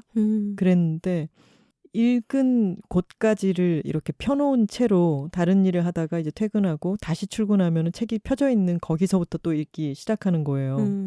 이거는 저의 개인 사무실이기 때문에 가능했습니다. 회사에서 그러면 안 되죠. 회사에서도 그랬네요. 생각해보니까. 훨씬 더 짧게 읽긴 했지만 곰브리치의 서양미술사를 제가 너무 좋아하는데 그 책을 첫 회사를 다닐 때 2년 반 동안 읽었어요. 출근해서 한 챕터씩 또는 뭐 몇 페이지씩 이렇게 읽어나가고 그리고 늘 페이지를 펴놓고 있었는데 2년 반이 지나서야 그 책이 파본이라는 걸 알게 된 거예요. 페이지가 누락된 거예요. 그래서 나중에야 책을 교환했던 에피소드가 있었네요. 저는 그래서 서양미술사를 떠올리면은 첫 번째 회사의 저의 사무실과 결부되어서 그 모든 기억이 떠오르거든요. 그 책을 읽을 때 어떤 시간에 어디서 읽었느냐도 어떤 것을 기억할 때 계속 정보를 주고받고 있는 거죠. 그리고 책에 집중을 하기 위해서는 생각보다 우리가 요새는 스마트폰에 너무 재밌는 게 많고 궁금한 것도 많고 뭐가 계속 울리기도 하기 때문에 방해를 생각보다 많이 받아요. 제가 어느 책에서 읽었던 거였는데 스마트폰의 형태 자체가 눈에 들어오기만 하더라도 주의가 분산된다는 거예요. 또 뭐가 있지 않을까라고 하는 것을 두뇌에 무의식의 신호를 준다는 거죠. 그래서 책을 읽을 때는 스마트폰을 저는 리클라이너 아예 엉덩이 뒤쪽에 넣어서 눈에 안 보이게 하거나 아니면 밖에 둬요. 방 바깥에다가. 근데 그렇게 해두지 않으면 자꾸 흘끔거리게 되어서 저도 집중이 안 될 때가 많고 그리고 저의 하나의 노하우는 시작할 때는 100페이지까지 읽는다. 이게 꽤 유용합니다. 아, 쉬지 않고. 물론 뭐 화장실을 가거나 할 수도 있겠지만 돌아오면 다시 그 자리에서 또 읽기 시작하고 그 사이에 폰을 보거나 다른 친구와 카톡을 하거나 이러지 않고 이제 책을 계속 쭉 한 100페이지까지는 간다라고 생각하면서 읽는 거예요. 그러면 이게 도보 여행을 할 때 걸어서 한 몇 걸음 안 갔을 때는 아유 오늘 날씨도 꾸리꾸리하고 집에 가자 포기하기 쉽죠. 근데 내가 많이 걸어왔어요. 그러면 어느 순간 뒤를 돌아봤을 때 내가 출발해온 곳이 까마득하게 보여요. 아 그러면 더 걸어 나가고 싶다라는 생각이 들죠. 여기서 모르기는 아깝다. 마찬가지로 책을 한 100페이지 정도 읽으면 기세가 좋잖아요. 아무리 두꺼운 책이라도 100페이지쯤 읽으면 왼쪽으로 넘어간 페이지의 두께가 약간 무시 못할 정도가 돼요. 그리고 전자책을 읽어도 밑에 스크롤 바가 점으로 있지 않고 내가 읽은 부분이 선이 될 정도가 되죠. 그거는 일종의 성취감이에요. 그리고 그 100페이지 정도의 책을 읽는 동안 그 책의 문체라든가 그 책에 뭐 등장인물이 있다면 그 사람과 안면도 트게 되고 내가 어떤 다른 시대로 갔다면 그 시대에 젖어들게 되는 거죠. 100페이지 정도 읽고 나면은 그 다음번에 읽을 때는 짧게 읽어도 돼요. 왜냐하면 다시 그 책 속으로 들어가는 에너지가 훨씬 줄어들어요. 이거는 일반적인 독서와는 좀 다르지만 하나씩 얘기를 들으니까 또 떠오르는 게 제가 요새 매일매일 논어를 읽고 있잖아요. 근데 이거는 그 텍스트 자체를 읽고 이해하고 싶다라는 것도 있지만 한문을 좀 쓰는 게 저에게 주는 쾌감이 있어서 한자를 좀 쓰고 싶어서 그것을 교본으로서 논어를 선택해서 하고 있습니다. 근데 우리가 천자문 공부를 같이 할 때도 느꼈잖아요. 이게 잘 나가다가 굉장히 그런 보수적인 유교 사상이 담겨있는 어떤 구절을 발견할 때 때려쳐야 되나? 이런 생각이 들었잖아요. 부창부수 할 때 그 지아비 부와 아내 부가 아예 글자의 형성 자체가 너무나 차별적으로 다르더라고요. 뭐 하늘천자 위에 상투가 올라가 있는 게 남편을 뜻하는 부자면 아내 부자는 빗자루를 들고 청소하는 글자로 형성된 거였잖아요. 그래서 우리가 그걸 보면서 너무 분개했었던 기억이 나죠. 저희가 재미로 하는 공부에서도 얘기했었죠. 그리고 뭐 남자는 뭐 뜻을 크게 펼치고 여자는 그거를 이제 서포트를 해야 되고 막 그런 식의 글들을 보면서 와 진짜 너무 낡았다 이렇게 발견을 하게 됐는데 그럼에도 불구하고 또 케케묵은 논어를 하는 것은 일단 동양 고전으로서 많이 언급이 되고 인용이 되는데 우리가 서양 고전에 대한 관심보다는 좀 덜 기울이고 있으니까 뭔 소린지 한번 알아나 두자라는 정도의 스탠스 그리고 나는 한자 쓰는 게 좋으니까 그것을 교본으로서 삼아보자라는 정도인데 이것도 근데 선우 씨에게 네? 우리 묵고제비 선우 씨를 약간 화나게 하는 부분이 있지 않았나요? 맞아요. 읽어 나가면서 뭐라고 싶은 구절들이 있어요. 그 논어 자체가 군자는 어떻게 행동하고 어떻게 살아야 하는가, 도란 무엇인가 이런 이야기들을 하는데 군자는 절대 배불리 먹으면 안 된다는 거예요. 그리고 편안하게 살아서는 안 된다는 거예요. 대체 왜? 그래서 그런 얘기 했잖아요. 사자성어를 새로 만들었잖아요. 제가 그래서 하나 씨한테 군자 배부르게 먹으면 안 된대. 편하게 살아서도 안 된대. 그랬더니 하나 씨가 군자 비추. 너무 입에 딱 붙어.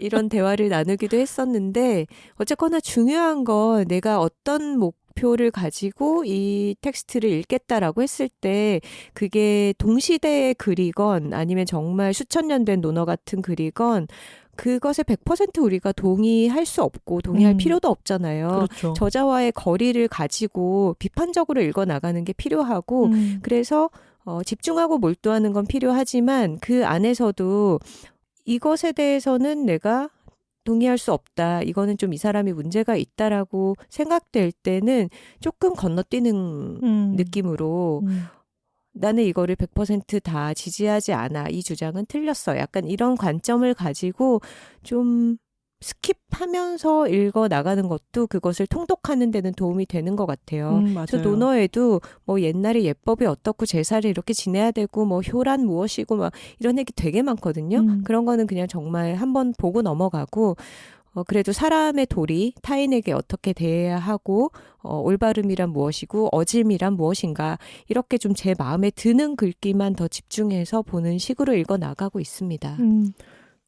수많은 사람들이 추앙하는 걸작이라고 해서 내가 그것을 다 받아들여서 내 걸로 만들어야지 이런 식으로 독서를 하는 거는 재미없잖아요. 저는 아무리 중요한 저작물이라 하더라도 그 저자와 대화를 나눈다고 생각하고 책을 읽고 항상 연필을 들고 좀 동의가 안 될 때는 옆에 물음표를 쓴다든가 너무 웃길 때는 크크크 이런 표시도 하면서 글을 읽는데 네, 그 책이 또 생각나네요. 앤 패디먼의 서재 결혼시키기.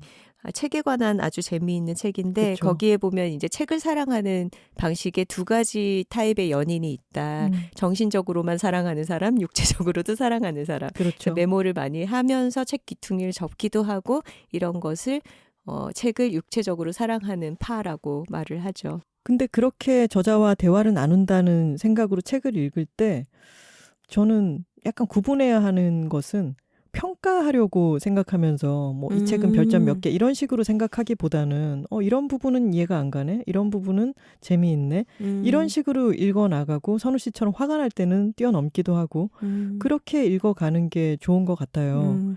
책뿐만이 아니라 요즘 정말 많은 것에 대해서 사람들이 평가의 태도를 갖고 있는 것 같아요. 뭐에 대해서 얘기를 할 때 그거 참 좋더라가 아니라 참 잘해. 이번에 괜찮게 나왔더라. 뭐 이런 식으로 얘기하는 거 있잖아요. 모두가 평론가가 됐어요.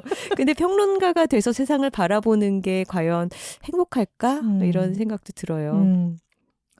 저희가 북토크 하면은 굉장히 자주 받는 질문 중에 꼭 읽어야 하는 인생책을 추천해 주세요. 이런 질문들 참 많이 하시거든요. 근데 둘 다 그 질문에 조금 답을 하기 곤란해해요. 왜냐하면 정말 이거 한 권을 꼭 읽어야 한다 이런 책이 있을까 이런 생각도 들고 어떤 사람에게 추천을 하느냐에 따라서 책 추천이라는 건 정말 달라져야 된다는 생각을 하거든요. 그래서 대신에 다른 방향으로 답을 하죠. 최근에는 이런 책을 재밌게 읽었습니다. 내지는 질문자님께서 최근에 재밌게 읽은 책이 있다면 그 책에서부터 출발해서 가지치기를 해보세요. 이런 식으로요. 항상 모든 독서는 꼬리를 물게 되어 있는 것 같아요. 한 권을 읽었을 때 그걸로 절대 끝나지 않거든요. 거기에서 언급이 되는 책도 분명히 있을 거고 맞아요. 그 작가가 영향을 받은 작가도 있을 것이고 혹은 동시대의 다른 대표 작가의 다른 관점을 가진 책이 있을 수도 있고요. 그런 식으로 가지를 뻗어나가는 과정 자체가 책 한 권에 다 포함이 되지 않는 독서의 총체적인 즐거움인 것 같아요. 우리 예전에 음반가게 들락날락 거릴 때는 듣고 싶은 음반은 너무 많고 문제는 용돈이 부족하다는 거였잖아요. 맞아요. 근데 그렇게 듣고 싶은 음반이 계속 생기는 우리의 어떤 음악을 집중적으로 듣는 시기가 있다가 한동안 음반 가게를 안 들락거리게 되었을 때 오랜만에 친구랑 약속을 했는데 시간이 남아서 음반 가게를 갔어요. 그러면 듣고 싶은 음반이 하나도 없어요. 그쵸? 뭔지 알죠? 내가 계속 관심을 기울이고 들락거리고 있던 때에는 듣고 싶은 게 너무 많이 생겨요. 맞아요. 점점. 근데 비슷하게 요즘은 저희는 음반 가게를 들락거리지는 않게 되었지만 아직 서점은 많이 있고 또 재미있는 서점들도 많이 생기죠. 서점에 들어가서 책을 구경하고 어떤 분야, 내가 좋아하는 관심 있는 분야에 갔을 때 예상치 못하게 책을 발견해서 가져오는 경우도 있잖아요. 맞아요. 물론 사서 가져와야 되겠죠. 실적. 그 온라인 서점으로 책을 사거나 전자책을 읽는 것에 조금 단점이 그 부분인 것 같아요. 내가 관심이 가는 책 한 권을 찾아가서 주문을 하는 방식으로 독서를 할 수 있게 되지만 그 책과 인접한 분야의 다른 책들을 한눈에 보고 확장해 나가는 그런 식의 발견이나 재미는 찾기가 조금 어렵죠. 그러니까 책의 묘미는 책등에 있습니다, 여러분.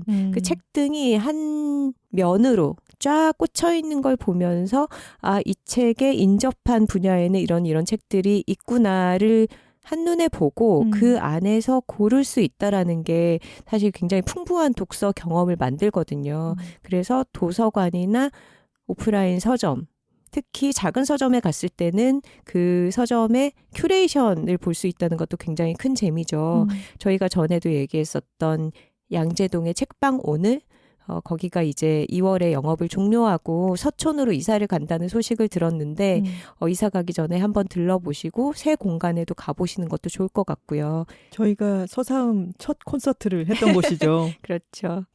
독서에도 다양한 방식이 있기 때문에 너무 부담스럽게 생각하지 말고 공부한다 생각하지 말고 그냥 독서 자체를 즐기는 방법도 있다. 이런 얘기를 많이 드렸지만 책은 공부하기에 좋은 도구이기는 합니다. 또 그럼요. 네, 제가 처음 광고회사에 입사했을 때 카피라이터로서 일을 잘해보고 싶어서 책을 많이 읽었어요. 광고와 마케팅과 뭐 소비자의 심리에 대한 책들 이런 걸 많이 읽었는데 범생이다. 범생이죠. 잘하고 싶었거든요. 다른 카피라이터들을 보면은 현장에서 즉석으로 굉장히 본능적인 감각을 잘 발휘해서 순간순간 아주 맛있는 말들을 시대에 유행하는 말들 이런 것도 잘 집어내는 그런 카피라이터들도 있었는데 저는 그런 과는 아니었어요.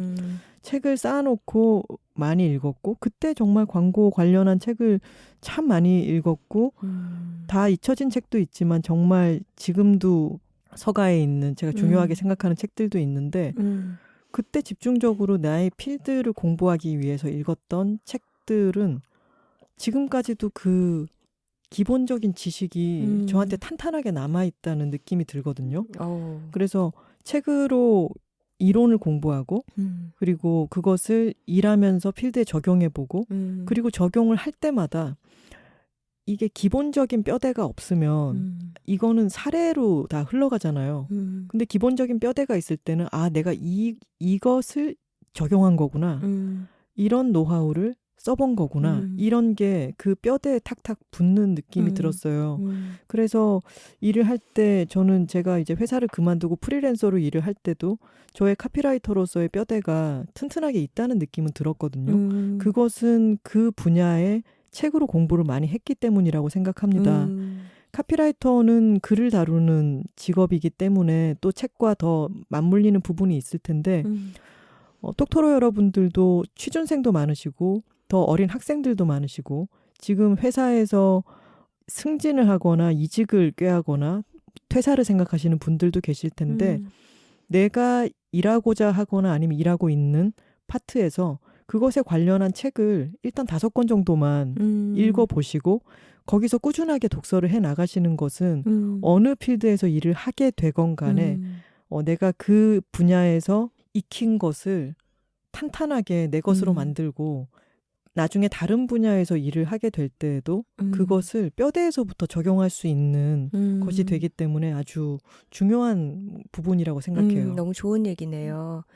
하나 씨는 어떤 분야에 대한 기본적인 지식을 쌓는 공부로서의 책에 대해서 얘기를 했는데 어떤 특정 목적에 대해서 필요한 정보를 얻을 때도 사실 책이 굉장히 확실하고 빠른 것 같아요.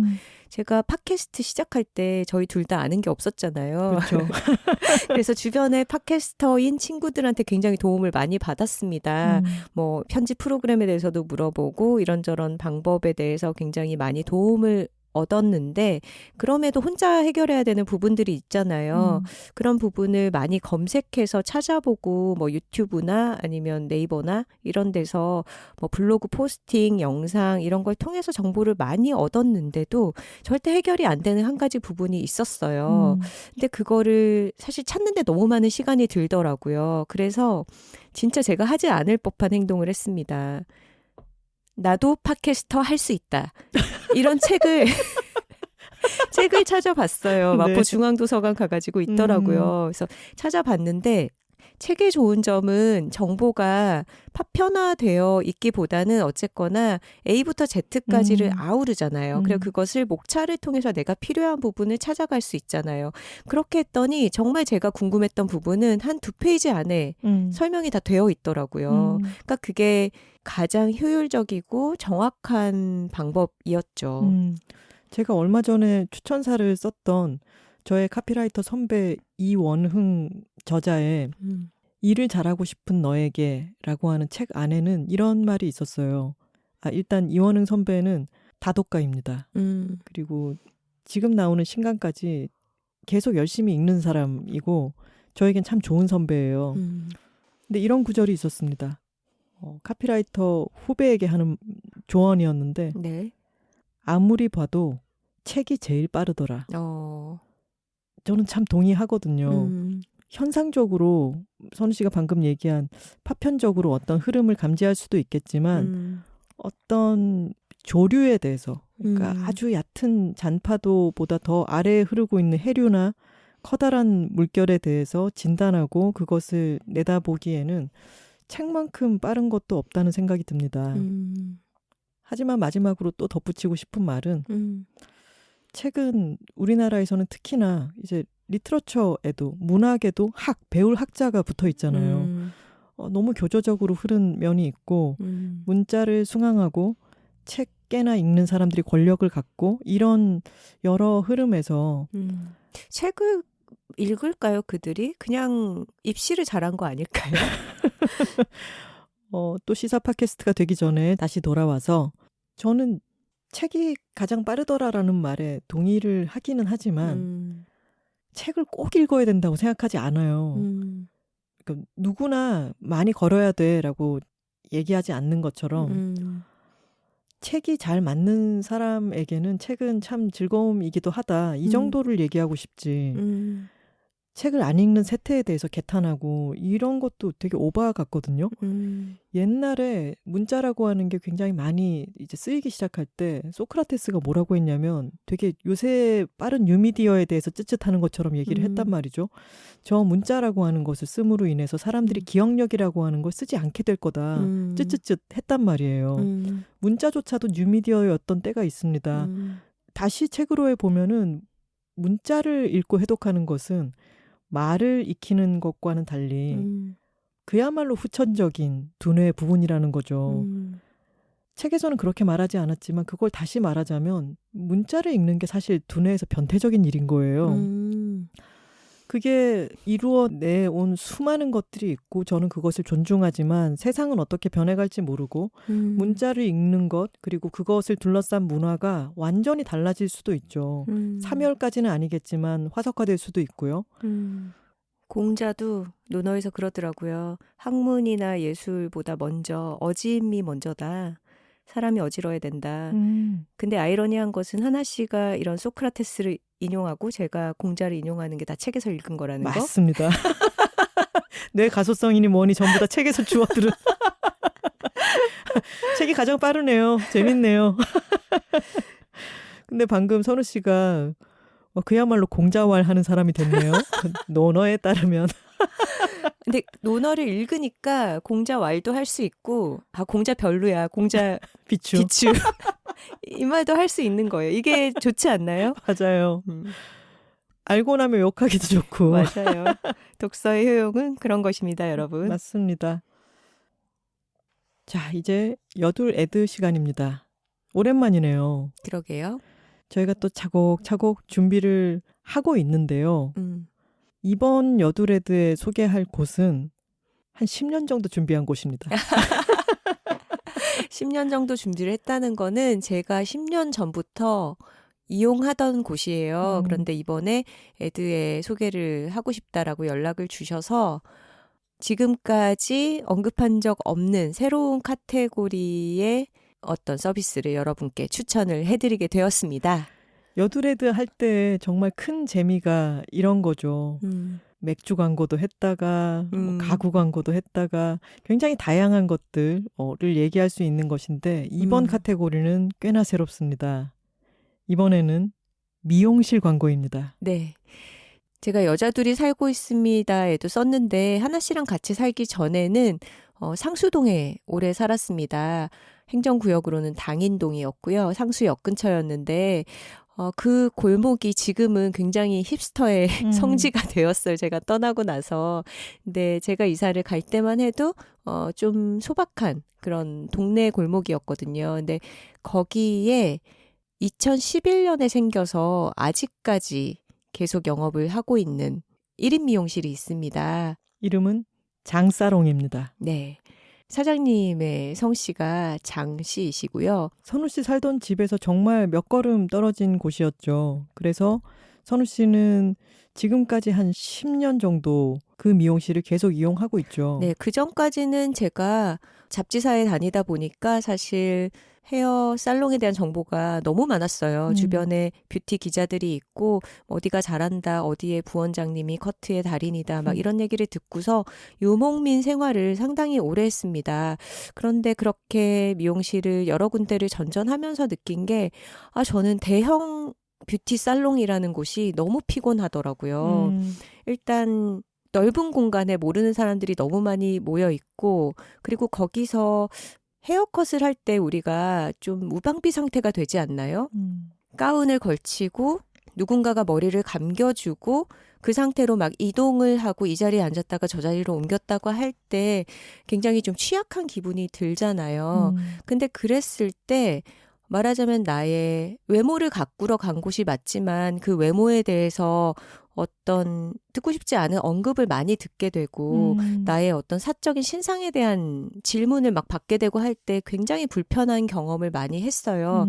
그런데 단지 집에서 가깝다는 이유로 장사롱에 다니기 시작한 뒤로는 그런 식의 저를 불편하게 했던 경험이 싹 없어졌습니다. 여기는 일단 1인 미용실이어서 사장님 혼자 뭐 머리도 감겨주시고 잘라주시고 파마도 해주시고 이런 과정들을 다 하시고요.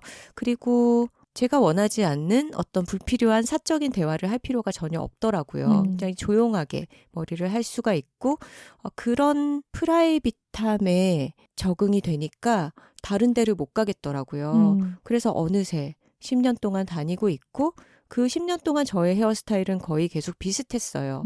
근데 이 머리가 저는 굉장히 편안하고 저에게 어울린다고 생각해서 약간은 야수 같은 이 긴 머리 펌 헤어를 계속 유지하고 있습니다. 아까 말했던 서울시 마포구 상수동의 그 골목은 처음에는 그렇게 좀 정겨운 소박한 느낌이었지만 지금은 굉장히 많이 변했는데 그래도 아직 남아있는 당시부터 남아있는 가게들이 3곳 정도 있습니다. 이리카페, 탐라식당, 그리고 장사롱이죠. 그러네요. 제가 처음에 선우 씨네 집을 가는 장면이 여자들이 살고 있습니다 책에 묘사가 되어 있는데 우연찮게 이리카페와 장사롱을 지나 골목으로 들어갔다라고 하는 문장이 있어요. 네. 그러니까 2019년에 나왔던 우리 둘의 공동 저서에도 장사롱은 이름이 들어가 있습니다. 장사롱은 예약제로 해서 한 번에 한 사람 또는 2명의 친구가 한 타임을 예약해서 함께 올 수도 있죠. 그렇게 조용한 가운데 편안하게 머리를 할 수 있기 때문에 아름아름 소문이 날 거잖아요. 네. 그리고 한 번 갔던 사람은 여러 가지가 좋고 머리도 예쁘고 쾌적하다 해서 다시 가게 되고 그래서 아주 오랜 단골이 많습니다. 근데 놀라운 것은 저의 친구들도 선우 씨의 친구들도 장사롱을 다 다니고 있었던 거죠. 나중에 그렇죠. 알고 보니까 네. 저희의 이웃인 김민철 작가도 장사롱을 아주 오랫동안 다니고 있습니다. 여러분 김민철 작가를 아시는 분들은 그 시그니처 헤어스타일 익숙하시죠? 그렇죠. 굉장히 뽀글뽀글한 짧은 헤어인데 사실 김민철 작가가 그 머리 아닌 다른 헤어스타일을 하고 있는 게 좀 상상이 잘 안 가잖아요. 나는 그 전을 알아. 용됐어. 너무 본인에게 잘 어울리죠. 철군 김민철 작가에게 물어봤더니 그 사장님의 포트폴리오를 보다가 쇼커 파마 사진을 보고 이런 스타일 저는 안 어울리겠죠? 라고 했는데 해봐요. 라고 별일 아니라는 듯이 말씀을 하셔서 그래서 이제 머리를 했는데 너무 마음에 쏙 들어서 철군이 이런 표현을 썼습니다. 그때 결심했죠. 이 머리로 평생 살자. 머리 고민하는 거 너무 지겹다. 근데 철군 말에 따르면 이 머리가 촌스러울 수 있는 머리인데 묘하게 세련된 지점을 찾아준다고 얘기를 하더라고요. 철군 머리가 예쁘죠. 잘 어울리죠, 너무. 네. 그렇게 약간 용기를 내기 전에 좀 저하고 있을 때 이 사장님은 해보라고 독려하면서 그 사람에게 잘 어울릴 만한 뭔가를 잘 찾아주세요. 맞아요. 장사롱의 장설원 사장님의 가장 큰 장점은 편견 없음인 것 같아요. 예를 들어서 여자들이 아주 짧은 숏컷으로 스타일을 바꾸고 싶다라고 했을 때 어떤 미용실에서는 후회하지 않으시겠어요? 라든가 아니면은 뭐 좀 얼굴형에 안 어울리실 것 같은데요. 이런 얘기들도 하잖아요. 근데 그런 식의 어떤 재단이 없이 고객이 시도하고 싶은 어떤 머리 모양에 대해서 So cool. 그것을 최대한 시도를 해보게끔 그리고 그 스타일을 본인에게 가장 어울리는 지점을 아까 김민철 작가가 얘기한 것처럼 세련된 그 포인트를 잡아준다는 거 그게 장사롱의 가장 큰 미덕인 것 같아요. 저도 예전에 미용실 방황을 할 때 머리를 좀 이런 식으로 잘랐으면 좋겠는데 본인이 생각하는 머리에 여성의 머리의 형태가 딱 있어서 자꾸만 아나운서 머리 같은 거를 해주시는 거예요. 하나 씨는 또 짧은 머리니까 네. 그 안에서 딱 원하는 거를 얻기가 어려웠겠네요. 네. 근데 장사롱 사장님은 이번에 제가 장사롱에서 머리를 하고 약간 파마도 했답니다. 약간 느낌 달라지지 않았나요, 저? 맞아요. 약간 부드러운 느낌과 좀 더 샤프해진 느낌이 같이 있는 것 같아요. 우리 제 입으로 망타클 말하기에는. 친구는 이런 얘기를 했죠. 초등학생에서 이제 중학생이 된 것 같아. 가만 안 둬.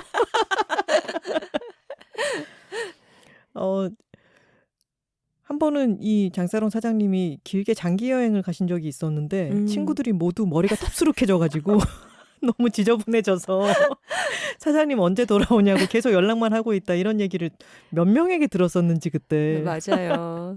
그리고 저는 미용실 가는 걸 그리 즐기지 않거든요. 제가 좀 가만히 앉아가지고 아무것도 안 하는 상태를 좀 힘들어해서 최대한 미용실을 덜 가기 위해서 긴 머리를 유지하는 것도 있어요. 1년에 미용실 2번 가거든요. 그래서 장사롱 사장님이랑 이렇게 문자로 예약 잡은 거 내역을 보면은 거의 6개월에 한 번씩 동지에 한 번, 하지에 한 번 이런 식으로. 봄에 한 번, 가을에 한 번 이렇게 연락을 주고받는데 그것에 대해서도 별말이 없으시고 그냥 가면은 왔나 보다 하고 잘라주시고 파마해주시고 이런 것도 참 좋아요. 맞아요. 지금 뭐 두피가 어떻다, 머리끝이 어떻다, 이럴 때 뭘 해줘야 된다, 너무 방치하고 계신다, 이런 얘기들을 들을 때가 있는데 장사롱 사장님의 미덕은 소쿨인 거죠. 한동안 안 오다가 오면 오나 보다. 그렇게 해달라고 하면 그런 걸 좋아하나 보다. 그것에 대해서 본인의 스타일은 있지만 본인의 편견은 없어요. 맞아요. 네. 그래서 이 장사롱이 표방하는 것은 젠더 뉴트럴 미용실이라는 겁니다. 네, 여성들이 아주 짧은 머리 스타일을 하고 싶어서 찾아갔을 때도 얼마든지 그것에 대해서 편견 없이 잘라주시고 그리고 남성들이 어떤 긴 머리를 하고 싶다라고 해도 편안하게 갈 수 있는 그런 곳입니다. 이를테면 여성이 긴 머리에서 짧게 자르면서 투블럭을 하고 싶다라고 했을 때 투블럭을요? 이렇게 얘기하는 한마디만으로도 지금 긴 머리에서 짧게 자르는데 용기를 낸 건데 너무 안 어울릴까요? 이렇게 갑자기 위축되잖아요. 근데 그렇지가 않고 한번 뭔가를 시도해 볼 때 머리야 다시 자라는 거잖아요. 근데 얼마든지 나의 기존과는 다른 스타일 그리고 기존의 성관념과도 다른 스타일이라 하더라도 내가 한번 해보고 싶다라고 하면 그 속에서 최적으로 나의 머릿결과 머리의 어떤 특성을 잘 반영해서 최적의 결과를 만들려고 노력을 하시는 거죠. 맞아요. 우리가 머리카락을 누군가에게 내맡긴다는 것이 굉장히 내밀한 경험이잖아요. 타인과 진짜 가까이 닿게 되는 그런 접촉인 것인데 그렇게 나의 머리카락을 맡길 수 있는 헤어 디자이너가 어떤 편견 없이 나를 있는 그대로 존중해주는 사람이라는 것은 아주 중요한 문제인 것 같아요. 장사롱 사장님을 만나고 다시 태어난 우리 철군 김민철 작가는 심지어 우리는 우리를 잊지 못하고 라고 하는 본인의 책에 이 책은 서간문으로 되어 있어요. 그래서 저에게 보내는 편지도 있는데 장사롱 사장님에게 보내는 편지도 있습니다. 그 내용에서 이미 이 미용실의 색깔이 잘 드러나 있어요.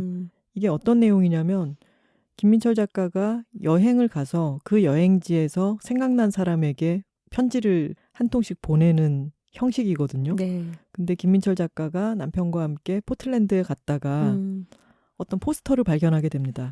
그 포스터는 We welcome all races, all religions, all countries of origin, all sexual orientations, all genders, all abilities.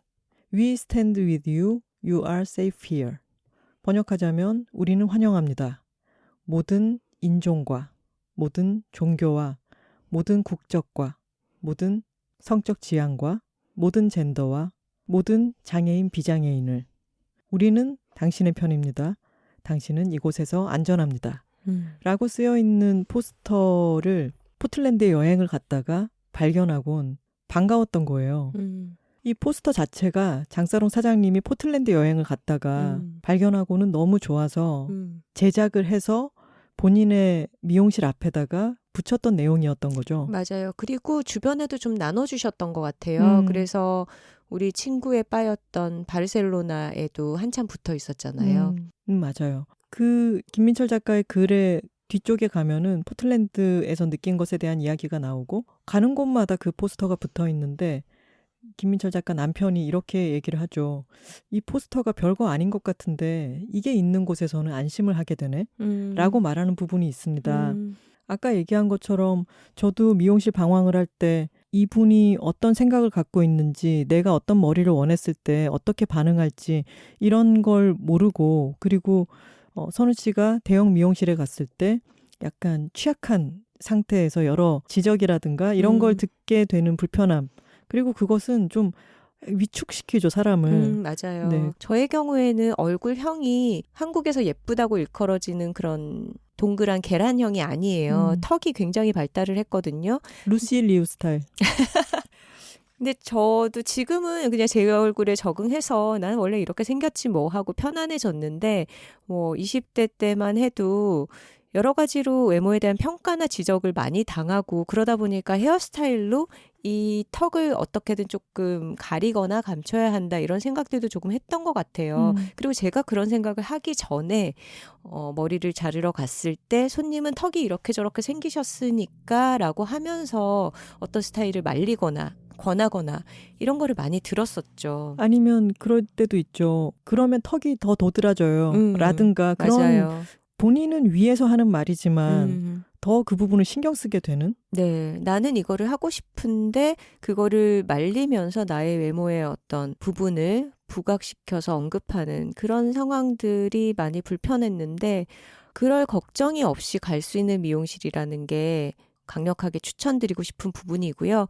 장사롱 사장님은 오히려 개인의 얼굴형 차이보다는 모질, 머리카락의 탄성이나 머리 숱이나 어떤 결의 특성 같은 것을 그 헤어스타일을 연출할 때 좀 중요한 부분으로 생각하고 그 부분에 있어서는 관리가 좀 쉬울 수 있도록 스타일링을 해주신다고 하더라고요.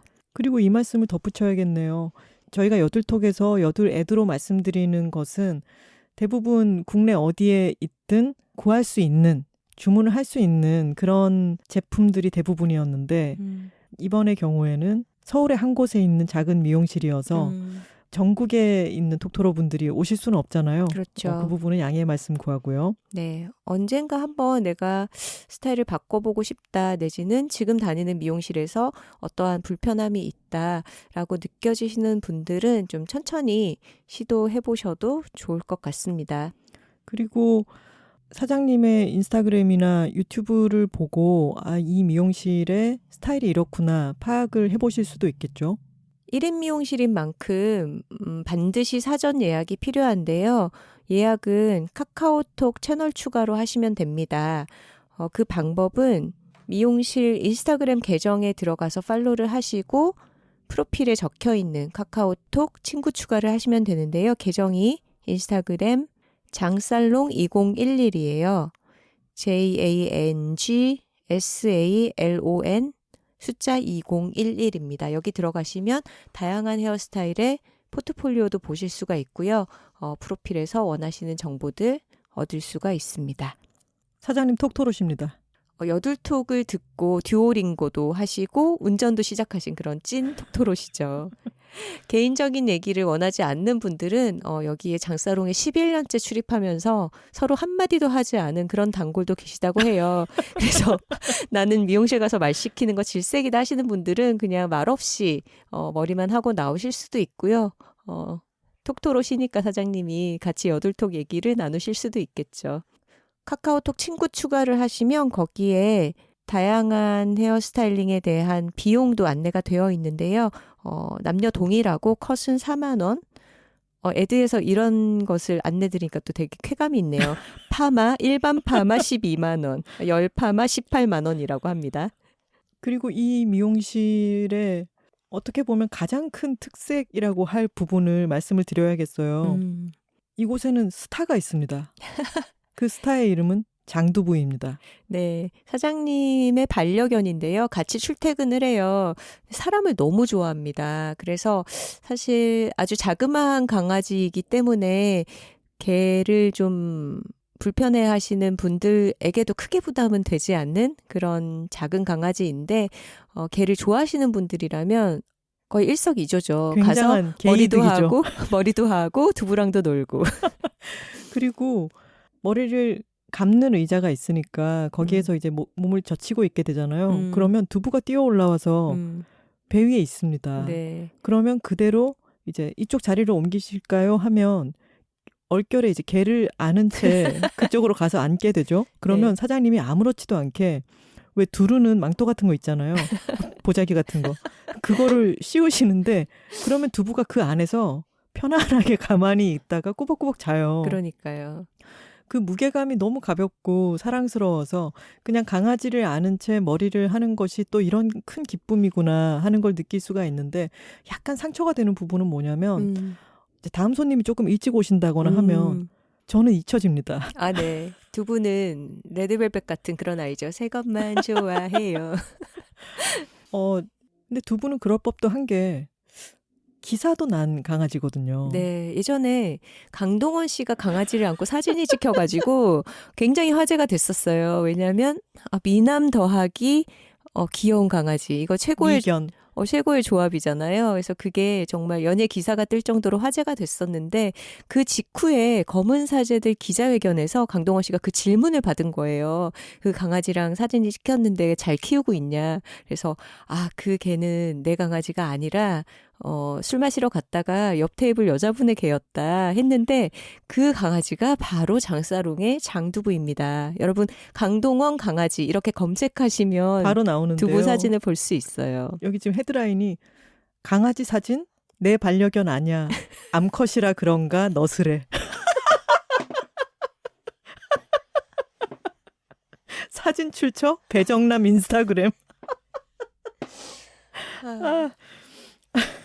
이렇게 유명한 스타견 두부를 만나실 수도 있고요.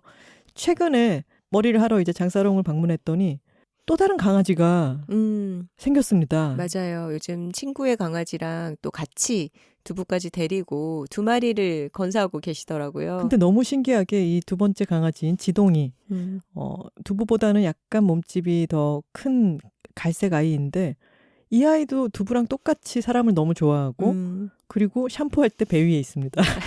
그리고 얼결에 앉고 저는 얘를 안은 채 파마를 했는데요. 지동이와 두부를 함께 안은 채 머리를 하는 손님도 많다고 합니다. 근데 동물을 좀 힘들어하시는 분의 경우에는 지동이는 이렇게 묶어두기도 한다고 하니까 너무 부담 갖지 않으셔도 될 것 같습니다. 네, 성별에 구애받지 않는 스타일을 자유롭게 편하게 도와주는 젠더 뉴트럴 살롱, 그리고 강아지 두 마리가 반겨주는 애견인 친화적인 살롱. 장사롱 소개였습니다. 인스타그램 장살롱 2012를 팔로우하시고 개별 연락을 하시면 되겠습니다. 카카오톡에서 아이디 장사롱을 검색하셔서 친구 추가를 하셔도 되겠습니다. 댓글 소개 시간입니다. 광고와 사연 문의는 w2talking w-숫자 2 talking @gmail.com으로 보내주시면 됩니다. 네, 여둘 애드에서 소개한 것을 듣고 정희진의 공부의 구독자가 되신 톡토로들 많이 계시죠? 저희도 2월호가 며칠 전에 발행이 돼서 재미있게 듣고 있는데요.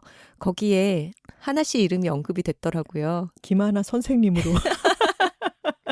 저희는 내심 여둘톡에서 소개를 잘해주셔서 톡토로님들이 많이 오셨더라고요. 이렇게 하실 줄 알았는데 김하나 선생님이 저더러 라디오라고 했다고 까르르 이렇게 그냥 넘어가시더라고요.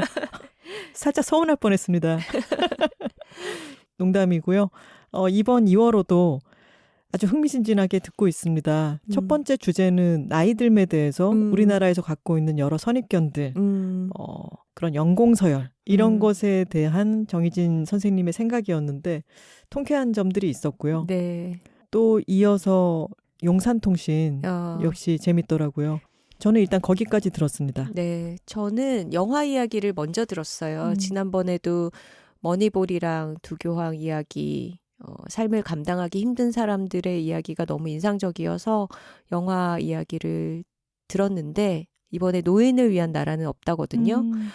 정말 그 영화를 통해서 추출해내는 어떤 통찰이 굉장합니다. 이번에는 그렇게까지 해야 할까라는 주제로 이야기를 풀어나가시는데 정말 여둘톡이 주는 어떤 팟캐스트의 재미와는 또 다른 장르의 즐거움이 아닌가 싶고요. 저희도 들을 거리가 많아져서 너무 좋습니다. 오늘 독서에 대해서 이야기했지만 제가 읽은 마케팅 책에 따르면 맛집 골목 있잖아요. 네. 맛집이 하나 있을 때보다 맛집이 여러 집이 생겨서 골목이 생기면 모든 집들이 고객 수가 늘어난대요. 저희 팟캐스트 골목 상권인가요? 원조를 주장하고 싶네요. 원조집. 무슨 원조에 1년도 안 돼놓고. 이런 말 하면 안 되지. 이렇게 아주 훌륭한 팟캐스트들이 많이 있잖아요. 네. 그리고 또 하나의 아주 걸출하고 재미있는 이런 팟캐스트가 생긴 것을 1년 먼저 이 맛집 골목에 들어온 저희로서는 대대적으로 환영하고 더 많은 분들이 팟캐스트 문화에 대해서 더 즐겁게 즐길 수 있었으면 좋겠습니다. 네. 하하, 책이라웃 단호박님이 댓글을 다셨어요. 저는 제목을 보고 이것은 분명 두아리파의 피지컬일 것이다 라고 생각해서 Let's Get 뒤에 피지컬이 나와야 하는데 피지컬 하셔서 아니 이게 무슨 멜로디지 혼란에 빠졌는데 올리비아 뉴튼 존이었다니 또 이렇게 세대 차이를 느껴버렸답니다. 이렇게. 네. 단호박님이 톨콩님을 약간 놀리는 기운이 느껴지네요. 여기까지 와서 이러고 있는 거야. 톨부장이었잖아요. 밑에 레몬님께서 저도요. 렛츠겟 피지컬은 역시 두아리파와 화사 아니겠습니까? 하셨네요. 한편 밑에 또 대댓글로 날마다 방학동 톡토로님께서 피지컬이 올리비아 뉴튼 존 말고 또 다른 게 있다니 도대체 뭔지 찾아 들어보며 댓글 통해 세대 차이 느껴버렸습니다. 크크크. 새로운 것을 또 알려주시는 댓글마저 톡토로 유니버스스럽네요. 아참, 그리고 저희 동네에서는 뒤에 후렴구가 웬일이니 파리똥도 있었고 냄비 위에 파리똥. 이거 좀 심각한데 냄비 위에 파리똥? 위생 상태가 너무 걱정되는데요. 두 가지 버전이 있었습니다. 하나 작가님, 웬일이니 파리똥 구간에서 격하게 뿜으며 추억 돋아 떼창한 저 같은 시조새 톡토로들 얼른 손 드세요. 흐흐. 자, 이렇게 우리 단호박이가 던진 작은 공이 저희를 시조새로 만들어버리고 말았습니다. 어쩔 거야 이거. 아니 근데 올리비아 뉴튼 존을 듣던 사람이 또 두아리파도 듣고 그러는 거죠. 그렇죠. 이렇게 선 긋지 마세요. 저희는 두 곡 다 알고 있긴 한데 너희들이 졌죠. 왜냐면 우리는 올리비아 뉴튼 존도 알고 두아리파도 알아요. 하지만 너희는 몰랐잖아. 레몬님 죄송합니다. 네, 우리 세대 간에 이렇게 갈라치기 하지 말고 사이좋게 지내자고요. 네. 근데 올리비아 뉴튼 존의 피지컬도 들어보셨으면 좋겠네요. 매우 명곡이고 저희에게는 피지컬 하면 더 먼저 떠오르는 곡입니다. 그럼요. 그리고 두아리파가 피지컬이라는 노래를 만들면서 당연히 참고를 하고 재해석을 했을 곡이고요. 예전에 그런 얘기 들었던 거 생각나요. 두아리파 해서 원래 두아리파잖아요. 근데 리아리파 이런. 네. 칠성파 미아리파 이런 건 줄 알았더니 야 사람 이름이었냐? 기발하다. 두아리파, 그러니까 미아리파 두아리파의 피지컬. 근데 뭔가 와닿지 않나요?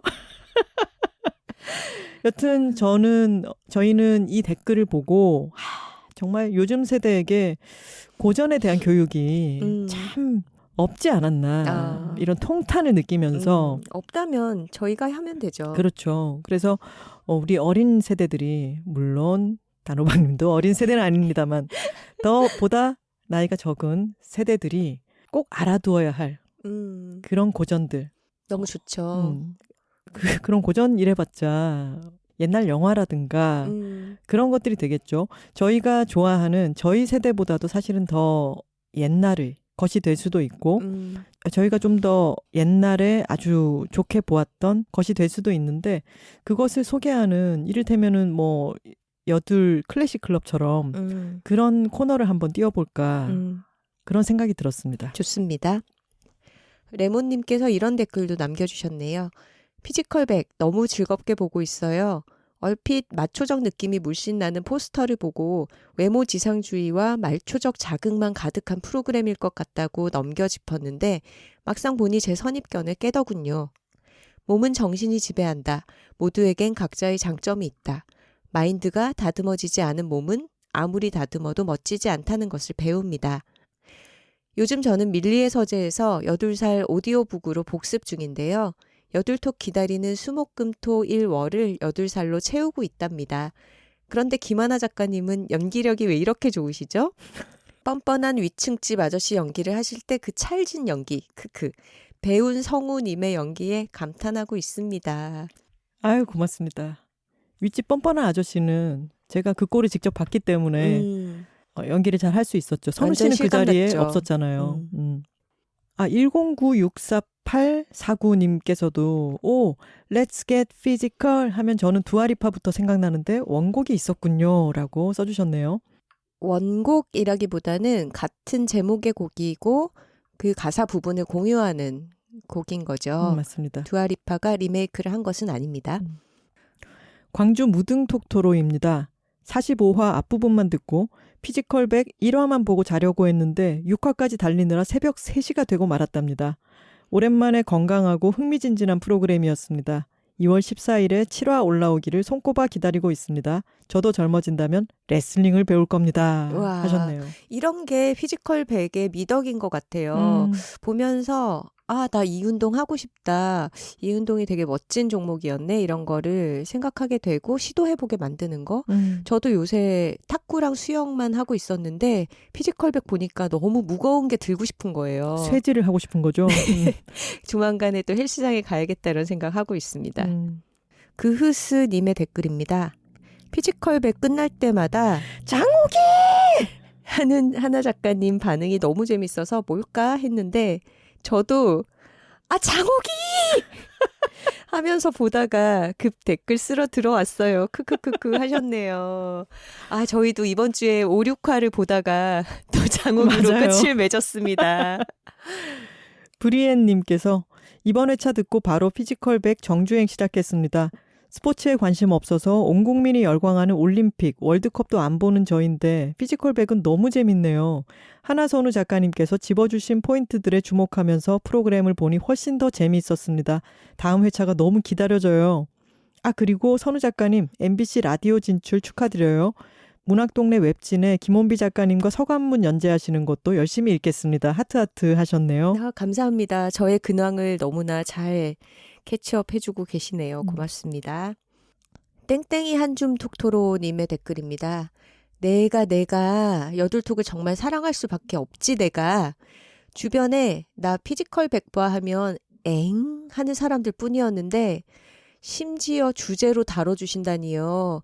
장은실님, 그 외 선전하고 계시는 많은 여성 출연자들 너무나 응원합니다 하셨네요. 윤엄마 14님께서도요.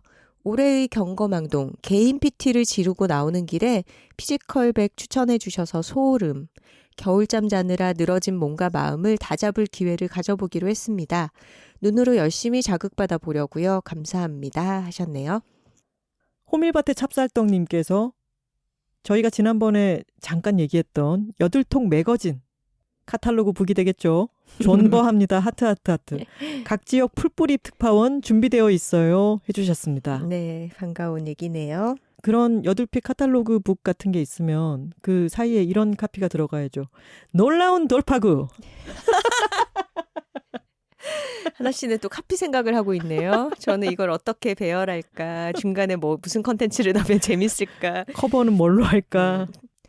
돈키톡토로님의 댓글입니다. 화요일 요정님들 안녕하세요. 요즘 일찍 자려고 많이 노력 중입니다. 그래도 월요일 밤엔 설렙니다. 로고송을 듣고 두 분 목소리 나오기 전에 어서 멈춥니다. 듣기 시작하면 정말 멈추기 어렵거든요. 여들톡으로 인해 알게 된 팟캐스트는 아침 6시 수영장 가는 시간을 느낄 수 없도록 만들어버렸습니다. 이것은 기적.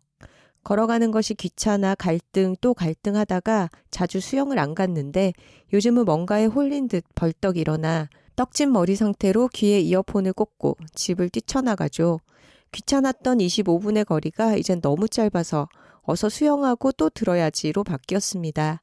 여들톡과 더불어 듣고 있는 팟캐스트의 순기능은 걷기에서 최고로 빛나고 있습니다. 오늘도 저에게 신나는 문화예술계의 전도사가 되어주셔서 고맙습니다. 피지컬백을 안 입을 수 없겠어요. 고맙습니다. 하셨네요. 디자인하는 디토로님께서 메일을 주셨습니다. 여들톡 부산편을 듣고 나서 언젠가 그 코스로 부산 여행을 가야지라며 드릉드릉 하고 있다가 지난 주말 드디어 다녀왔습니다. 부산 여행에서 가장 기대한 것은 기장 해녀촌의 순이와 오기 김씨 할매 가게에 가는 것이었습니다. 원래 해산물을 좋아하기도 했지만 무엇보다 엄마 다리 한 만져봐라. 하신 김씨 할매의 그 자신감과 열정에 큰 감동을 받았던 저는 할매를 꼭 뵙고 싶었습니다. 기회가 된다면 할매의 허벅지도 한번 만져볼 수 있지 않을까 내심 기대를 하면서요. 기장 해녀촌에 도착해 순이와 오기 김씨 할매 간판을 찾던 저는 가장 마지막 자리에 위치한 그곳을 금방 찾긴 했지만 간판이 조금 달라진 것을 알게 되었습니다. 순이와 오기? 해녀 엄마? 김씨 할매가 아니고 해녀 엄마? 순간 의아하다는 생각이 들었지만 순이와 오기라는 특색 있는 이름이 여전히 적혀 있었고 다른 곳에서는 그 이름이 보이지 않았으므로 그냥 들어가게 되었습니다. 할매까지는 아니지만 중년의 인상 좋고 풍채 좋은 이모님이 저희를 반겨주시더군요. 해물모듬과 전복죽을 주문하며 저는 조심스레 여쭤보았습니다. 저 혹시 원래는 가게 이름이 순이와 오기 김씨 할매가 아니었나요? 간판에는 김씨 할매가 적혀있지 않아서요. 이모님은 가게를 알고 찾아와 준 것에 대한 고마움의 표정과 알 수 없는 안타까움이 뒤섞인 표정으로 말씀하셨습니다. 아, 김씨 할매는 몸이 좀 안 좋아지셔가 몇 개월 전에 관두고 쉬고 계신다. 지금은 저기 어디 딴 데 계신다. 내가 오긴데 내가 다 물질해서 잡아오고 있다. 그 말씀을 들으니 나도 모르게 눈물이 핑 돌았지만 애써 참으며 웃었습니다. 여들톡을 들으며 상상했던 김씨 할매의 모습은 너무나 건강했는데 몇 개월 만에 건강이 안 좋아지셨다니. 가게 밖으로 보이는 바다를 보며 저 차가운 물속에서 물질을 하시다 몸이 안 좋아지셨나 라는 생각이 들었고 여행자의 눈으로 보던 평화로운 바다가 갑자기 거친 삶의 현장으로 다가왔습니다. 김씨 할매가 다시 건강해지시기를 마음속으로 빌었습니다. 짧은 부산 여행을 마치고 일상으로 돌아왔지만 김씨 할매 생각이 계속 나네요. 할매의 소식을 두 작가님들께도 알려야겠다는 생각이 들어 메일을 드립니다. 우리 모두 김씨 할매의 건강을 빌어봐요. 그리고 두 작가님들도 항상 건강하시고요. 디토로 드림. 저희도 부산 다녀온 지가 오래돼서 김씨 할매님의 소식을 이번 메일을 받고 알게 됐어요. 아, 정말 좀 걱정이 되기도 하고 쾌유하셔서 다시 모습을 뵐 수 있었으면 좋겠다는 생각이 드네요. 미국에서 실버톡토로님의 메일입니다. 안녕하세요. 저는 미국 오레건주 실버튼이라는 작은 시골 마을에서 이제 곧 4살이 되는 딸아이와 알콩달콩 살고 있는 실버톡토로입니다. 오늘 처음으로 아이를 데리고 H마트에 갔습니다. 제 딸은 2019년생인데 태어나고 얼마 되지 않아 팬데믹이 시작되는 바람에 아이를 데리고 사람이 많은 곳에 가볼 기회가 별로 없었어요. 더군다나 H마트는 왕복 2시간은 좋게 걸리거든요. 여들톡 추천 도서인 H마트에서 울다를 읽으면서 저도 딸아이와 함께 한인마트에서 장보는 상상을 하곤 했는데 오늘이 바로 그 감격의 날이었습니다. 한국 사람이라곤 같이 사는 저와 카톡으로만 보던 저희 한국 가족들이 전부였던 제 아이에게 한국인들로 가득한 H마트는 그야말로 신세계였어요. 저도 덩달아 신이 나서 어느새 평소에는 잘 사주지 않는 젤리며 캐릭터 음료수들을 카트에 사정없이 던져넣고 있더라고요. 저희 모녀는 오늘 H마트에서 실컷 웃고 떠들다 왔어요. 토종 한국인인 엄마가 미국에서 나고 자란 한국계 미국인 아이를 키우며 겪게 되는 고민이 많았는데 H마트에서 울다를 읽으면서 그리고 여둘톡 작가님들, 톡토로님들의 이야기들을 들으면서 저희 오랜 고민에 대한 답을 찾게 되었다는 말을 전하고자 글을 올립니다. 그 답은 바로 육아에 대한 저만의 새로운 접근 방식, 이름하여 동거인 양성 프로젝트입니다. 어찌저찌해서 10년을 함께한 미국인 남편과 헤어질 결심을 하고 3년째 별거 중인 제게 혼자 아이를 키우는 일은 생각만 해도 가슴이 답답해지는 어려운 숙제와도 같았어요. 그런데 하나 작가님과 선우 작가님이 서로의 가치관과 성격, 생활 방식을 존중하고 각자의 인생을 잘 살아갈 수 있도록 서포트해주는 모습이 너무 보기 좋았고 우리 모녀도 작가님들처럼 동거인으로 살면 좋겠다는 생각에서 출발한 신개념 육아 방식이랍니다. 아이를 제 방식대로 컨트롤하는 것이 아니라 아이의 곁에서 그 모습 그대로를 존중해주고 아이의 선택을 서포트해주는 팀의 일원으로서의 부모가 되겠다고 다짐했어요. 이렇게 육아에 대한 저희 태도만 살짝 바꿨을 뿐인데 저는 이제 꿀잠을 잡니다. 그동안 만닫고 그래 나를 볶아쳤나 모르겠대. 하트 하트 하트. 육아라는 거대한 과제를 동거인 양성 과정이라는 행복 프로젝트로 탈바꿈 시켜주신 여둘톡 커뮤니티에 감사를 전합니다. 열 손가락엔 짱구 과자 반지를 끼고 양쪽 귀엔 양파링 귀걸이를 3단으로 주렁주렁 매단 딸내미가 옆에서 스웩을 뽐내고 있네요. 저 너무 행복해요. 이상 실버 톡토로로부터 하시면서 H마트에서 아이랑 같이 장 보는 사진을 첨부해 주셨어요. 아, 너무 보기 좋네요. 그리고 이 메일 내용이 참 너무 좋지 않습니까? 네. 동거인 양성 프로젝트. 그러니까요.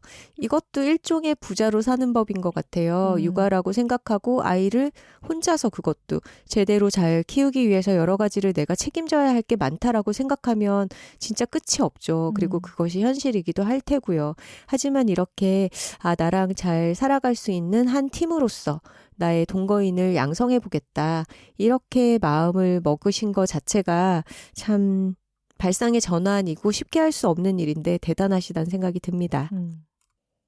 강원도 두메산골 국어교사 정희톡토로입니다.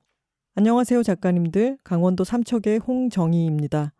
학생이랑 저랑 여둘톡 오프닝 곡으로 축제에서 연주한 사연이 소개되었더라고요. 사연 좀 더 성의 있게 쓸 걸 하는 아쉬움이 잠깐 들었지만 너무너무 기뻤답니다. 오늘은 좀 다른 이야기를 하려고 이렇게 메일 보내요. 45화 렛츠겟 피지컬 편에서 사연을 듣다가 아이가 취업 목적 고등학교에 입학했다는 늘트르님께 제 이야기가 전해질 수 있을까 싶어서요. 저는 상업고등학교를 졸업했어요.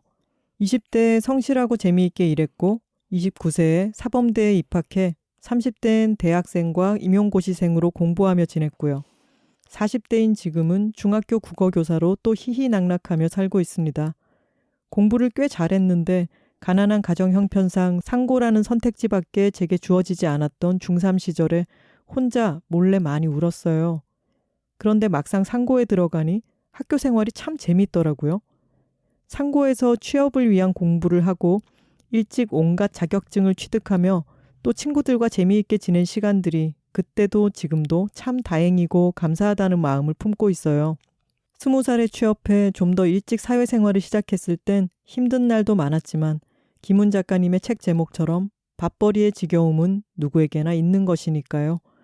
저는 돈을 좀 모아서 제가 학비를 감당할 수 있을 때 뒤늦게 대학에 갔어요. 그리고 여러 번의 임용고시 낙방 끝에 아주 늦게 교사가 되었고요. 저는 교실에서 학생들에게 늦어도 그리고 달라도 괜찮다는 심지어 아주 좋다는 이야기를 자주 해요. 제 경험을 바탕으로요. 조금 특이할 수 있는 제 이력이 학생들에게 지금 좌절하지 않아도 된다는 메시지를 전달하는 데 큰 도움이 되는 것 같아 상고 가길 잘했다. 다니던 회사 관두길 잘했다. 그리고 하고 싶었던 교사라는 꿈을 포기하지 않고 오래 붙들고 있길 잘했다라고 생각한답니다. 제 이야기는 뒤늦게라도 대학에 가라는 뜻은 아닙니다.